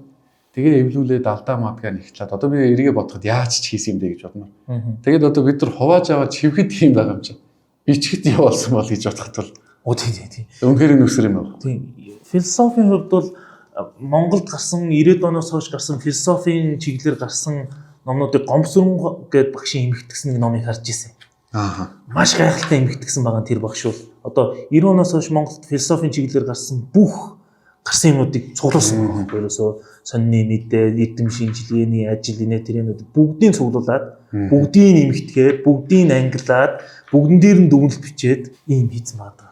Би бол эдийн засгийн ном байдаггүй маш тодорхой мэдэн зэ. Манай эдийн засгийн зүгээр юу би эдийн засгийн түүх талаас нь нам жимган 3 бот ном байдаг. Тэгэхээр мөн адилхан гүн самбуугын номтой адилаар нэг 2000 оны их үеэр л зогссон байхгүй. Асуудалтай. Сүүлийн 22 жилийн асуудлыг ч юм уу сүүлийн 15 жилийн асуудлыг эмгтэж бичсэн ном бол одоо ингээл өгүүлэгдэл байна л да. Тэгэхээр энэ тохиолдолд ингээл яхахгүй л тэр хуучныхаа эзэмтдийг л одоо түших гэх юм уу да тий. Залуу эрдэмтэд болон хуучны эрдэмтдийн хоорондын хамтын ажиллагаа маш чухал болчиход байгаа. Тэгэхээр энэ чинь яг л тэгж штэ залуучууд санаачлага гаргаад хуучин эрдэмтнийхээ энэ өвийг дараа үедээ дахиж гаргаж ирэхтэй энэ санаачлага гэдэг. Одоо улсын эрх энэ хоёр номыг хэвлүүлсэн дээр бид нар яг Монгол номын хавчууд тий. Тэрүүснээр үнэхээр одоо баяртай. Одоо энэ дээр би энэ өмнөх хүүхдээр нь товч бичсэн 21 онд гэдэг. Манай яг байгууллага 10 жилийн байгаараа бас тэмдэглэнэ энэ номын нээлтийн. Одоо дахин хэвлэлийн нээлт гэх юм уу? Тэгээд одоо энэ дээр ихсэн бидний эсэг залуу судлаачид уг бүтээлийг дахин хэвлүүлэхээр зорьсноос хойш 2 жил өнгөрч сая уншигч таны гарт хүрэж байна. Хэвлэгдээд 20 шахам жил болсон уг бүтээл ховор номын тоонд орж Монголын нийгмийн бүтэц давхраажилж судалгааны ховор сэдэв болжээ. Ийм уг бүтээлийг дахин олон түгээхийн сацуу Монголын нийгмийн бүтэц давхраачлалын асуудлыг шин тутам судлаачдад урам сэтэл өгөхийг зорилоо гэж. Тэгээ номын файлаар үлдсэнгүүд бол бүрийн ихийг нь дахин бэлтлээ. Энэ явцад залуучуудад гүндээ стайлд авцсан гэвэл хэтрүүлсэн болохгүй. За тэгээ эндээс би нэг зүйл хэлэх гээд байна. Одоо бараг л найзууд шиг ярьдаг болсон. Нөгөө нөхрийн гэдэг шиг энэ гүндээ авахшийн бичиглийн хэм маяг гэдэг бол маягтай. Гэт юм ярианы хэлээр хүчдэг. Хүүрнж байгаа. Хүүрнэл яг зөв. яриаг нь сонсож байгаа юм шиг уншихлаар ингээд тэр хүний яриаг сонсоод байгаа юм шиг бичдэг. Ярихтаа бол их өөр байсан гэдэг. Бичгтээ ивэл үнэхээр ингэж бичдэг. Тэгээд бид нар юу гэж бичсэн гэхээр уг бүтээлийг уншихад зохиогчийн бичснийг нь уншиж байна гэхээсээ илүүтэй яриаг нь сонсч буй мэт мэдрэмж төрүүлнэ. Товчхондоо нэр социологч Гүн Цамбуг аялгаутай бичдэг гэж хэлж болно. Тэгээ ийм зохиогчийн бичлэгийн онцлог болох ярианы хэлээр өрнөө өгүүлдгийг нь түүний хэл бичгийн аялга уншигчд төрх онцлогийг нь тооцоолж бичлэгийн зарим хэлбэрийг өгзөн алдаа өгүүлбэр найруулгын зөрөө гэж үзсэнгүй. Тиймээс хүнцэнгүй. Тэгээ бид чинь бас энэ стилд нь автчаа тэрээр нүцсэн байгаа байхгүй. Цөөн тохиолдолд зөв бичих дүрмийн дагуу ингэж урмлсан югаар янзлаа гэдэг.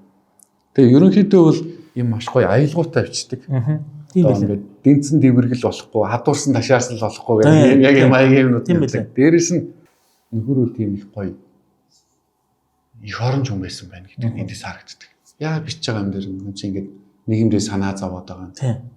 Тэгээд тэр их оронч хүмүүсийн тухай сод хүмүүсгээ бичсэн хэсэг дээр бол ингээд хайрламар гарч ирж байгаа. Нэг тийм эмзэглэл одоо нэг санаа зовнил бол байсаар байгаа байхгүй юу? Тэгээд одоо төгсгөлийн хэсэг нь үл юм чинь эрхэм хүмүүнтэй уулзаж одоо гүндээ авах шиг хэлж байна. Эрхэм хүмүүнтэй уулзаж үг сургаал сонсох, ажлын арга барилаас нь суралцах боломж бидний үеийнхэн тохиосонгүй. Хэдий тиймч түүний өмнөөс бүтээл нь ярьж байна. Уг бүтээлийн цараа Монголын нийгэмд гэрэл болох олон залуус урам зориг үлгэр болно хэмээн найдаж 2 дугаар хэвлийг өргөн барьж байна. Уншигч эрхмээ ухаан тод зориг ирмэн байг. Цогцөглөн үндэсний хэдүү хамт болно. Одоо бидний нэмж үтсэн ганц нүүр юм гэсэн. Аль үлдсэн нь бол тэгэл үлдсэн нь бол яг тэр ном. Одоо тэгтээ их марзаа. Одоо энэ ном маань ингээд шууд 3 дугаар нүүрнээс эхэлж байна. Тэгээ өмнөх одоо энэ бичсэн өмнөтгэл юм бол ингээд хуудасны дугааргүй. Манай бичсэн одоо төдөвгөн бичсэн өмнөх хүмүүс. Яа тэгэхээр өмнөх ном маань 3 дугаар нүүр 2 удаа орцсон. 3-аас эхэлдэг. Тэгэхээр тэрийг бид нар давтахгүй гэхдээ хуудасны дугаарыг үлдэхгүй тул шууд 3-аас дугаараад эхэлж. Харахад бол алдаатай юм шиг. Гэхдээ өмнөх номтойгоо бол зөрүү үсэхгүй. Одоо 175 дугаар нүүр гэвэл яг л тэрийгээр. Тэгэд ер нь бол 20 дугаар зууны нийгмийг дүгнэхдээ бол гүндээ авшин бичсэн дээр бол ямар ч том социологч бол ингээд хэдий одоо мундаг онол юутай боловч Монголын нийгмийг бол нэгэн судлаагүй шүү дээ. Тэ. Тэгэхээр бол энэ том хатар газрын юм бол гүндээ авшил татсан. Одоо тэрийг бид нар зөвхөн онол аргацсан хувьд ч гэсэн одоо гүндээ авшин энэ дээр одоо тэр өмнөх хөвгдээр нь гардаг баха төдөө амтсан дээр сайн дархан багжаа өөрөө уралдаг гэж. Яг нь сайн судлаач арга барилаа өөрөө бүгдийг тодорхойлно гэхэд хаашаа юм. Гэхдээ тэр арга барилаа бол өөрөө олдог нь бас үнэ. Судалгааны арга барилыг бичиглэл эрдмийн одоо бүтээлээ гарах арга барилаач олдог юм. Тэгэхээр бид нар тэрийг бол одоо юу гэдэг нь Америкийн социологоос, Германы социологоос сурна гэж бол бас хүлээх гэхээс илүүтэйгээр сайн дархан өөрөө багжаа өөрөө уралдаг шүү гэдэг үл ерөөсөө. Одоо нөгөө Монгол ухаан гэж хэд туушрч ярих нь хаашаа юм. Гэхдээ бол нэг юм Монгол сайенс чинь шүү.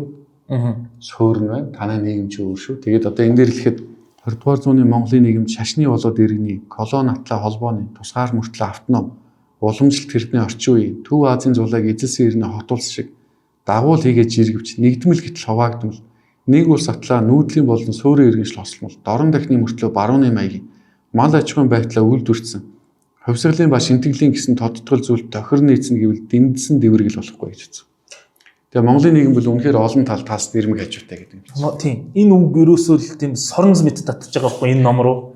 Юу уншиж байгаа гэд би яг юуны хатар гэсэн байхгүй. Энэ үгийг гэдэг яг нэг ишлэл болгож нэг хэлж ийсэн юм аа. Би буруу санаагүй бол нөгөө манай хүний эрх судлаач Болор сайхан яг энэ номыг ишлээд нэг удаа хэлэхэд би тухайн үед нөгөө хүний яриа сууч нэг удаа сонсчод юу ярьж өгөөд сорцгээд өнгөрсөн байхгүй.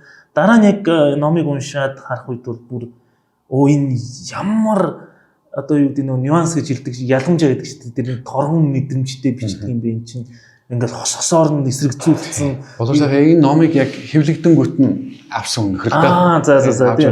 Тэгээ Болор сайхан яг тэр нэг ихтгэл дээр яг тэр саяны ишлэлийг авч исэн. Тэгээд энэ номыг бол одоо түрүүнд өрцсөн шиг заавалчгүй харах хэрэгтэй. Магадгүй энэ номоор бүр тусгаалan одоо бас янз бүрийн контент хийвэл бас сонирхолтой болов социолог. Тийм, ер нь бол үнэхээр хийвэл зөвхөстэй. Тэгээд нийгмийн бүлгэрийн асуудал гэдэг бол үнэхээр суур чухал судлуул зохистой. Тэгээд нийгмийн бүх бодлогын ерөөсөө бүх бодлогын суур болох ёстой тэр мэдээлэл маань өнөөдөр дэндүү бүрхэг байгаа л одоо бидний одоо муугаар бол ажиллаа хийх байгаа юм юу болж байна л та. За хоёлоо цаг ер нь болчихсон. Би өгөн нийтийн эрх ашигын сангийн талаар нэг жоохон яриулъя гэсэн. Товчхон хальт хэлбэртэй 5 минут. За тийм. Одоо бид нар нийгмийн иргэний нийгмийн хөгжлийн хөтөлбөр гэж түрүүн ярьж байсан. Одоо манай байгууллага бол ингээд тийм 4 хөтөлбөртэй үндсэн 6 ажилтан байна. Одоо 5 6 ажилтан. Тэгээд бид хэд юу гэж одоо хүний нөөцийн бодлого юу гэж ярьдаг вэ гэхээр жоохон хошин байдлаар бол манай хүний нөөцийн бодлого бол нэг машинд багтдаг байх явдал гэж ярьдаг. Хүмүүс том байгууллага гэхлээр нөгөө 20 30 хүнтэй байж том гэж ойлгоод байдаг. Би бол байгууллага бол том байгууллага гэж хэл. Гэхдээ яагаад хүний нөөцийн бодлого чинь нэг машинд багтдаг байх явдал юм бэ гэвэл бид нар цомхон байж энэ ажлуудыг хийж чаддаг. Бид нар нүсэр болчих юм бол бидний урсгал зардал өндөр болдог. Урсгал зардал өндөр газрын захирал юу боддог вэ гэхээр энэ хүмүүсийг цалингил яаж тавих вэ гэж боддог. Юу нийгмийн хөгжил, элдод байдал, парламенттай тийм бодохгүй. Иргэний нийгмийн хөгжүүлэх гэж бодохгүй. Сард би яаж 30 сая төгрөг олж 40 сая төгрөг олж цалингаа тавих вэ гэж хөөцөлтэй явж байна. Тэгэхээр ерөнхийдөө бол юм хий гэж байгаа газар бол хотоодоо жижиг байх хэрэгтэй. Иргэний нийгэм төсч ажиллая гэж байгаа хүн бол за жоох уран зохиолын хэлээр ярих юм бол юм нөгөө мацаг барьж чаддаг хүн байх хэрэгтэй байхгүй. Зөрүүд байж чаддаг хүн байх хэрэгтэй. Өөрөөр хэлбэл ямар ч тансаг ширээний ард өлсөжсэн ч гэсэн найрын ширээний ардаас ингээд хигжүүрэхэд босч чаддаг хүн байхгүй бол өлсөөл хоол иддэг хүн байх юм бол одоо том одооттой тэр дундаа те олон хүнтэй том одооттой олчвол тэгэл нохоо замаар одоо муугаар хэлвэл мөнгө хайгаал төсөл тендер хайгаал одоо нам улс төр найзлахгүй хөнгөө болоо те бид нар хүмүүст үгүй гэж хэлж чадах хэмжээний цомхон хөнгөн байх хэрэгтэй. Энд чинь одоо бидний монголчууд дэлхийг эзэлж исэн үеийн л одоо стратеги мөн байлгүй дээ. Зүйтэй. Цомхон шуурхай байна. Одоо нэг тулаантай кинон дэр хэлдэг Конфутэй одоо бидний багын үзэгч төртэй кинон. Богино утга хурдан байдаг гэх юм. Урт сэлэм өвчтэй, хүн сэлэм өвчтэй гэсэн богино утга хурдан байдаг. Манай яг бол одоо цомхон нэг машин багтдаг. Богино утга мөн. Бид нар шаардлага гарвал нэг ажлыг төсөл ажил судалгааг маш богино хугацаанд эхлүүлээд гүйцэтгэж чадна. Дайрж ороод дайраад гарч чадна. Тэгэхээр энэ хурд цомхон сэрэг байдал бол манай даваа тал. Тэгээ би үл энийгээ манай байгууллагын цар хүрээ тасралтгүй томорсоор байсан ч гэсэн энийгээ алдахгүй байхыг хэрэгэлсэн. Цомхон байх. Нэг машинд. Үнэхээр шаардлага гарвал машинаа жоохон томруулна. Төсөв санхүү нөөц нь бүрдвэл тэгжиж бид нар орох гарах боломжтой энэ нөөцийг бүрдүүлж байгаа. Өөрөөр хэлбэл Монголд иргэний нийгмийн ашигын бус компани биш тендер төсөл бүх юмыг хийдэг ба штэ. Одоо та бид хоёр бол ярьцлага эхлэхийн өмнө дэглэм хоол ярьжсэн. Хүн чинь тэр ухамсараараа идэх юмаа сонгох боломжтой байна гэдэг чинь оюун санааны нэг түвшин левел агч байгаа байхгүй. Байгууллагууд хийж чаддгүй. Хаанахтай ажиллах уу, хаанахтай ажиллахгүй гэдгээ сонгож чадахгүй. Бид нар бол тийм зарчимтай. Тэгээ бид нар яагаад өөрсдөө мөнгө олоод цалингаа нэмэх хооронд яагаад өөрсдөөсөө зардал гаргаад энэ дөрвөн хөтөлбөр хэрэгжүүлээд байна.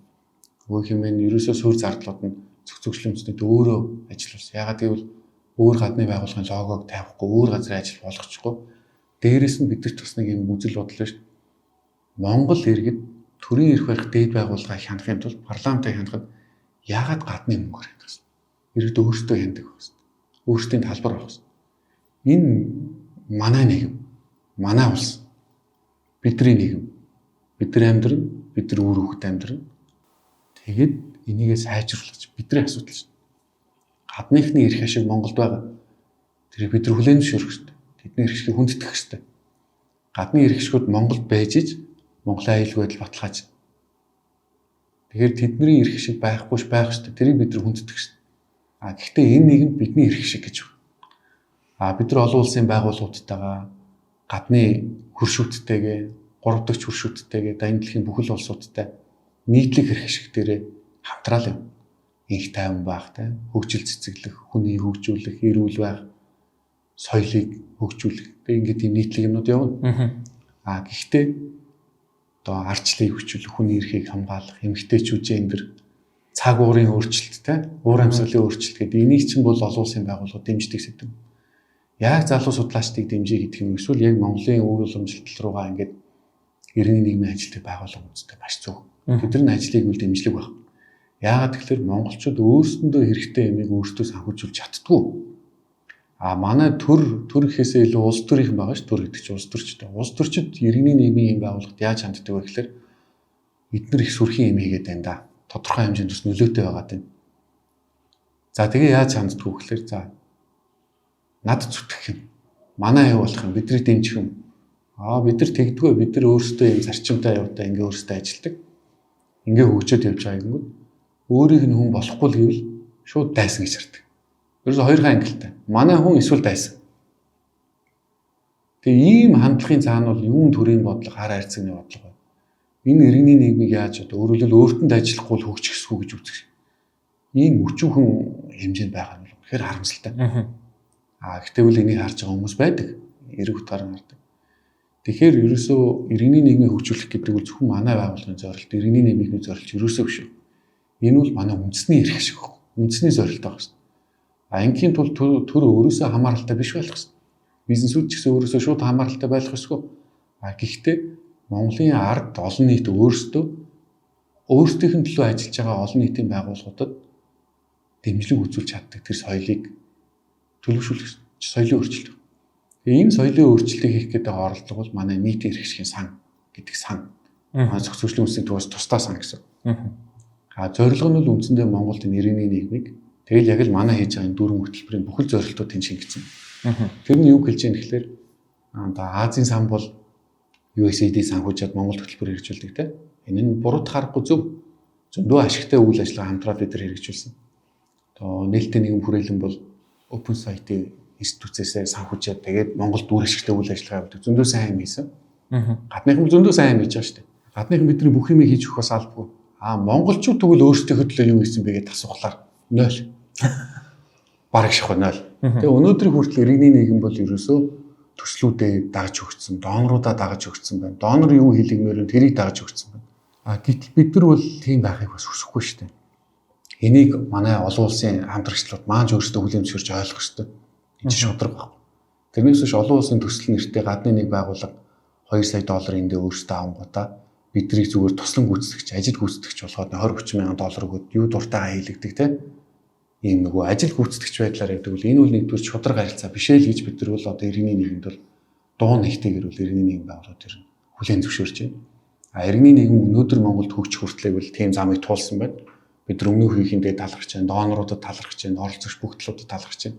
Одоо хөгжлийн дараагийн үе шат бол тодорхой хэмжээнд эрхтгийж хүлээн зөвшөөрсөн. Дээрээс нь тэдний хэрэгжүүлж байгаа төсөлтүүд үнэхээр Монголын нийгэмд үр ашиг өгөхөж байх ёстой гэж бид нар шаарддаг хэрэгтэй байна.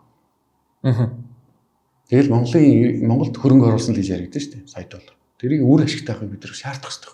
Яг асуудлууд руугаа ордог шийддэг байх хэрэгтэй. За өнөөдөр бид нар тэгвэл зохицуулалтын үндэсний төв тухайлбал олон нийтээс хандив аваад тодорхой хүрээнд санхүүжээгээд одоо бусад улсуудад энэ соёлууд нь аль хэдийн урд явчих. Одоо Чехид бид нар очиод Чехийн зам гэж сан Via Foundation гэж уулзлаа. Тэр сан өөрөө ийм хандивалдаг ийм цахим талбар ажиллуулад жилдээ одоо Монголоор 30 хэдэн тэрбум төгрөг болох хэмжээний санхүүжилтийг босгоод иргэний нийгмийн зөв дураараа санхүүжилж байгаа. Тэгээд өөрсдөө бичгтээ бид нар Европын холбоо болоод Чехийн засгийн газрын санхүүжилтэд найддаггүй гэж үзв. Мөрөлд бид нар иргэдээсээ санхүүжээд иргэд иргэний нийгмээ ингэж санхүүжүүлж чаддгаасаа гэж. Тэнд бид нар очиход бид нар технологийн хувьд урд байна. Гар утасны хэрэглээ, аппликейшнүүд, төлбөр тооцооны хэрэгслэр бид нар бараг 10 алхам. Нэлээд урд байна. Cash or card гэж яхад бид нар өөдөөс нь юу вэ? QR кодоор төлөх үү? Юугаар төлөх үү? Дээрээс нь social wallet-ууд хэрэглэдэг гэсэн. Wallet-уудаа хийж юм бараг зээлээ төлөх үү? Газар дээр нэ гэдэг 80 аппликейшн үзүүлж чадчихна. Интернет хэрэглээгээр бид нар урд байна. Гар утасны хэрэглээгээр урд байна. Үнэн шүү. Тийм. Юугаараа хойно байна гэхэлэр бид нар тэр соёлоор хойно. Бүх одоо боломжийг хахад бид нар тэр хандуулдаг соёл нь байна. Тэнд бол тэр филантроп соёл нь бол үнэхээр өөрөлд би ингээд нийгэмд ажиллаж байгаа. Би нэг сарын цалингаа авахд эндээсээ нэг 20 евро эсвэл одоо Монгол хүмүүс 20 мянган төгрөг бол миний өмнөөс намайг айтайх амьдруулахад тусалж байгаа байгууллага төхөн бол маш нормал хэвийн зүйл гэдэг тэр соёл ойлголт бол сэтгэлгээ бол тэнд байна. Манай харамсалтай байхгүй. Тэгэхээр би соёлын өөрчлөлт гэдэг байгаа юм тийм учраас. Тэгээд манай байгууллага энийг хийх гэхлээр бол хэд хэдэн шаардлага хастай. Нэгдүгээр танигдах хэрэгтэй. Мөнгө олохын одоо хандив авахын тулд мөнгө хандив аавна гэдэг чинь бол хэцүү. Хоёрдугаарт ихтгэл таах хэрэгтэй. Гуравдугаарт нь энэ хил доод байдлын хариуцлагын тайлагдах менежментийг авч явах хэрэгтэй. Тэгэхээр энийг хийж чадах байгууллага Монголд бол цөөх гарын 13-нд багтахгүй болох байхгүй бот байдал дээр. Яг Монгол иргэний нийгмийн байгууллага. Одоо гадны суурин байгууллага биш. Монгол иргэний нийгмийн байгууллага. Тэгэхээр байгууллага болгон тэгж чадахгүй юм чинь энэ чинь шийдэл биш байхгүй. Байгууллага болгон чадахгүй энэ чинь ямар нэгэн шийдэл байх юм. Байгууллага болгоныг тийм болгож чадахгүй ш бүгдийг таниулж чадахгүй. Тэгэхээр дундын хөлбөр нь бол нэг сан байгуулад тэрийгэ бүгдэд таниулъя. Тэрийгэ бүгдэд ил тод олон улсын аудит оруулдаг болгоё те. Одоо 4 том аудит нэгээр оруулъя. Төлбөрийн төлж байгаа. Тэгээд хариу тайлгын чаддаг систем байлгая. Өөрөлдөл Америкийн Азийн сан гэдэг Монголд байдаг бол Нийтийн нийгэм форум гэдэг шиг байдаг бол энэ хэдээсээ үлгэр жишээ аваад яг эдгээр шиг Монгол санал бол. Гэхдээ дотоодосоо санхүүждэг. Эргээд одоо өнөр өөрөө ийм чухал бүтээл гаргаж байгаа юм байна гэвэл судлаачийн нөт өнөрт 5 сая төгрөгийн грант өгч чаддаг баг. Цогц хөгжлийн үндэсний төвчин өөрөө нийтийн эрхийн чиглэлээр чухал судалгаа хийх гэж байгаа юм байна. Тэр дундаа одоо бүр боловсролын асуудлыг үнзүүрсэн судалгаа хийх гэж байна. Одоо бүр давруулын нийгмийн бүтцийн суурь судалгаа хийх гэж байна гэх юм бол тэрэнд нь бид нар нэг 50 сая төгрөг гаргаад өгч чаддаг байх хэвээр. Энэ өөрөө Монголын иргэний нийгэм Монголын нийгмийн ашигтайгаар ажиллаж чаддаг болох суурь. Хэр явцтай байна одоо? Одоо бол нөгөө хөлд орж. За, хөлд орж байна. Одоо эх хичээлээс хөлд орох гэдэг. Хурдан өсөж төрнүүлэхийн тулд одоо энийг сонсож байгаа хүмүүс дотор бас янз янзын хүмүүс байгаа тийм. Нийтийн эрхлэлийн санд бол хандив өгч болно. Нийтийн эрхлэлийн сангийн мэдээллийг аваад холбоо бариараа. Цогц хөгжлийн үндэсний төвтэй холбоо барих төр нь бол болно. Тэгээд би бол Монголд ер нь бол нийтийн эрхлэлийн сан баг-багаар хөгжүүлэхэд бол үнэхээр хүндрэлтэй байна. Яагаад тэгэхээр бид нар энэ жил хандив цуглуулад 100 сая төгрөг босгож болно. Тийм амархан биш. Гэхдээ 100 сая төгрөг босгоно. 100 сая төгрөгөө зарцуулчлаа. Ирэх жил яах вэ? Дахиад 100 сая өсөх. Тэрний дараа жил яах вэ? 100 сая төгрөг гэдэг чинь үндсэндээ бол нэг дундаж хэмжээний төсөл яваад тусчих мөнгө шүү дээ. Тэр доктортой яаж орчих вэ гэдэг асуудал. Тэгэхээр доктортой орохын тулд ерөөсөө энэ endowment суур фанд сан үүсгэх хэрэгтэй. Endowment fund гэж яриад байгаа. За би бол аль болох гадаад үг мөнгөөр би өөрөө цай ангилтай биш ингэж гангарч ярих ерөөс дуртай биш. Гэхдээ яг endowment fund гэдэг ойлголт байна. Тэр нь бол одоо суур сан гэх юм уу хөрөнгө оруулалт. Одоо хөрөнгийг тэр нь бол хөдөлдөггүй, өргөддөггүй.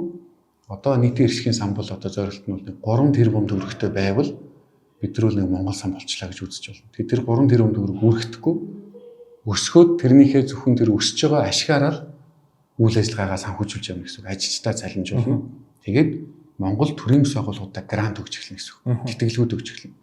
Тэгэхээр нийтийн эрхлэлийн сан бол сонсоход нэг сан нэг төрийн бас байгууллага юм шиг сан сонсогдож байгаа боловч энэ үл цаанаас санхүүжилтийн системээр 100 төрийн бас байгууллагыг өөрөөр Монголын иргэний нийгмийг бүхэлдэн санхүүжүүлдэг, тодорхой хувийн санхүүжүүлдэг болох тийм амбицтай сан баггүй. Хүний эрхийг хамгаалах. Одоо шинэ хүний эрхийн аимшигтай зөрчлүүд гарч шít. Гэтэ сая бадрлаа ингээ ярьснаас чи 3 тэрбум одоо чиний мөрөөдөл болчиход шүү дээ. Чиний бидний хувьд те манай иргэний сая доллар өгөхгүй мөнгө шүү дээ. Гэтэл одоо цаан чин нэг талбай гэл 1.5 тэрбумаар засч шүү дээ те. Нэг гүүрэн гарцад чинь 2-3 тэрбум болж шүү. Тэгэхээр бидэрт энэ 3 тэрбумыг цуглуулсан байх ч одоо эн чинь бүр ингээд үеийн үед хэрэгжиж болох үс ийм сангийн асуудал хэрэгж байна. Нөгөөтэйгөр Монголын хөрөнгөтнүүд тэр хэмжээнд хөгжсөн үү гэдэг асуудал. Би бол одоо хөгжсөн үү гэж хэлнэ. Манай бизнесүүд бол нийгмийн асуудал одоо өөрсдөө бизнесийн асуудлуудыг нөлөөллөөрөө шийдэд ирсэн шүү дээ.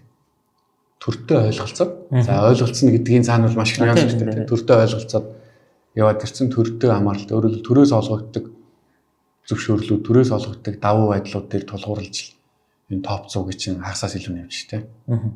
Банк бол одоо зарим нь өөрөө төрийн өөрийнх нь компани явж штэ. Банк бол одоо төрөөс олгогддог тусгай эрхтэй үүрэн холбоо тусгай зөвшөөрөл, уул уурхай тусгай зөвшөөрөл дандаа тийм штэ. Тэгэхээр манай энэ хөрөнгөтнүүд маань гадныхын шиг одоо ингэж суур сангуудаа хандив өгдөг те. Өөрөлдөл өөрийн эрх ашигт зориулсан биш. За танах ийм зарчимтай зарчмаа барих дээр чинь бид нар бол хяналтын зөвлөлт чинь үнэ оруулна. Аудит дээр бид нар санхүүгээ оруулна. За тэгээд та нар ажиллаж чадаад тайлан юмнуудаа байж ивэл бид нар 3 жилийн хугацаанд 300 саяар хуваарлаа санхүүжүүлье. Endowment fund ч. Тэг. Гэт ингээ оруулж чадах манай үндэсний хөрөнгөтнүүд байна уу гэдэг асуудал. Одоо тэрэндээ бид бүгдээр ажиллах. Тэрнээс шүүл нөгөө түмэн олон ардаасаа 3 тэрбумыг цуглуулна гэдэг бол байж болохгүй зүйл биш. Гэхдээ үл энэ үнэхээр бас тийм амархан зүйл бас биш. Тийм. Тэг үргэхгүй. За 3 тэрбумын жилийн хүүгийн орлого хэд юм бэ? Хармаар бодоход чинь бас нэг 300 сая ороод ирнэ үстэй. Одоо цэвэр ашиг нь тийм. Бүх татвар яагаад 300 сая төгрөг шүү дээ. Тэгээ инфляц юм хасаад. За тийм.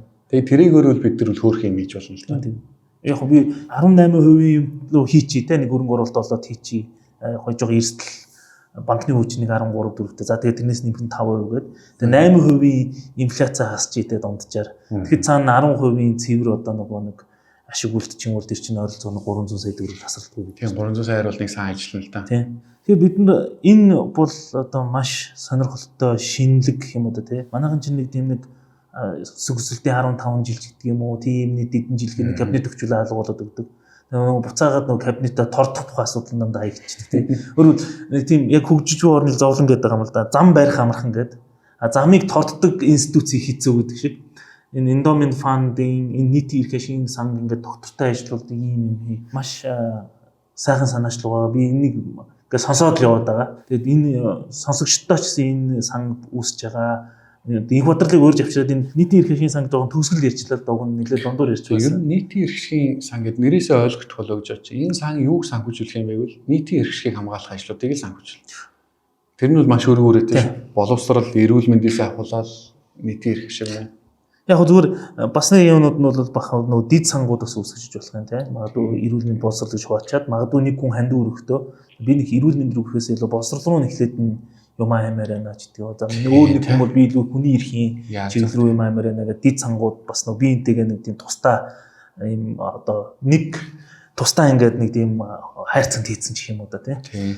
За хоёулагийн ерөнхийдөө цаг нэлээд сайхан тулчлаа. Тэгээд маш сонирхолтой зүйлсийг ярьлаа. Бид нэр энэ цогц хөгжлийн үндэсний төв түүний барьж авч байгаа дөрвөн том баг нь те одоо энэ бол нийгмийн хөгжил. Үнэхээр л цогц хөгжлийн асуудлыг барьж байгаа энэ дөрвөн том багны асуудлыг ярьж ирлаа. Нэрэндээ нэг гологдохгүй ажлууд авах гэж байна. Тийм байна. Одоо ийм ажлуудыг ярьлаа. Бид нар дахиад хэлэх орон зай байна. Гэхдээ үнэхээр нөгөө нөөцөө энэ хөндлөх барьж иж үр дүнтэй барих хэрэгтэй болж байна. Тэгээд бас энэ санг авч явахын тулд бас их сонирхолтой санаа хэлсэн бол одоо мацаг барьж чаддаг хүмүүс л авч явдсан байна гэдэг бол бас энэ чиглэлээр юм хийх гэж байгаа залуучууд эсвэл хүмүүст бол бас одоо юу гэдэг аль хэдийн яваад үзсэн хүний үгийг сонсох юм бол ийм байдгийн байна гэдгийг бид нар сонслоо. За тэр UIHMN буюу United Info Hub дээр бид нар юу байдгийг маш сонирхолтой зүйлс тэнийг бас цааш нь хөгжүүлвэл маш гоё нээлттэй номын сан болох юм байна. Маш гоё нээлттэй мэдээллийг сурвалж болох юм байна гэдэг. За бид нар бас шинжлэх ухаан руу нэлээд хальж орж социолог, антрополог гэдэг шинжлэх ухаанууд юу нь яаж үүссэн, одоо өнөөдөр манад ямар байгаа гэдэг талаар ярьлаа. За тэгээ энэ дээр хамгийн одоо нэг онцлог хэсэг гэх юм бол бид нар энэ нэрт судлаач энэ Гүн Самбо байна. Энэ Монголын нийгмийн давхар ажилд хөгжил хандлага гэдэг номыг бүр нэлээд онцолж ярьлаа, нэлээд цаг зарцууллаа. Энэ номыг бол түрүүн ч хэлсэн. Энийг одоо нийгмээ сонирхдаг, энэ улс орны төлөө санаа тавьдаг бол дээрээс нь би бас улсын эрхийг бас хэлмээр байна. Тэр дээр үеэс биднэрт одоо 1913-4 оноос биднэлүү шивнж байгаа Жамсрангийн цэвэн гэж буурлын тэр үгийг бид нэр тэр номноос бол ингээд сонирдох ёстой. Тэгээд бид нэр хамгийн сүүлд нь нийтийн эрх ашигын сангийн талаар ярилцлаа. Тэгээд урилга хүлээн авч ирж өөрийнхөө туршлага, мэдлэг, санаа зовж байгаа зүйлийнхаа талаар ярилцсанд их баярлалаа. Сайхан подкаст боллоо. Өрсөнд баярлалаа. Тэгээд бүгдлүүдэд нээлттэй юм дээр илүү сайжрах гэж бодож байна. Тэгээд улс орон ярьдаг шүү дээ. Хөгжлийн гараан дээр байна. Шинэ жилээр ярьдаг шиг. Манай байгууллагын хувьд ч гэсэн ажлууд маань улмал дэвжидэл, улам нөөц маань нэмэгдэл сайхан байна. Тэгээд нөгөө зөвхөн нэгдлийн хараад байгаа биш. Ерөөсөө одоо антрополог, социологийг ч хүмжилдэг юм бол ерөөсөө бүгдээрээ хамт нийтээрээ нэг алхам сайжраа л гэдэг тухайд байгаа тий. Тэгээ уриалга болгох чадвар ш нийтээрээ сайжраа. Баярлалаа. За амжилт хүсье. За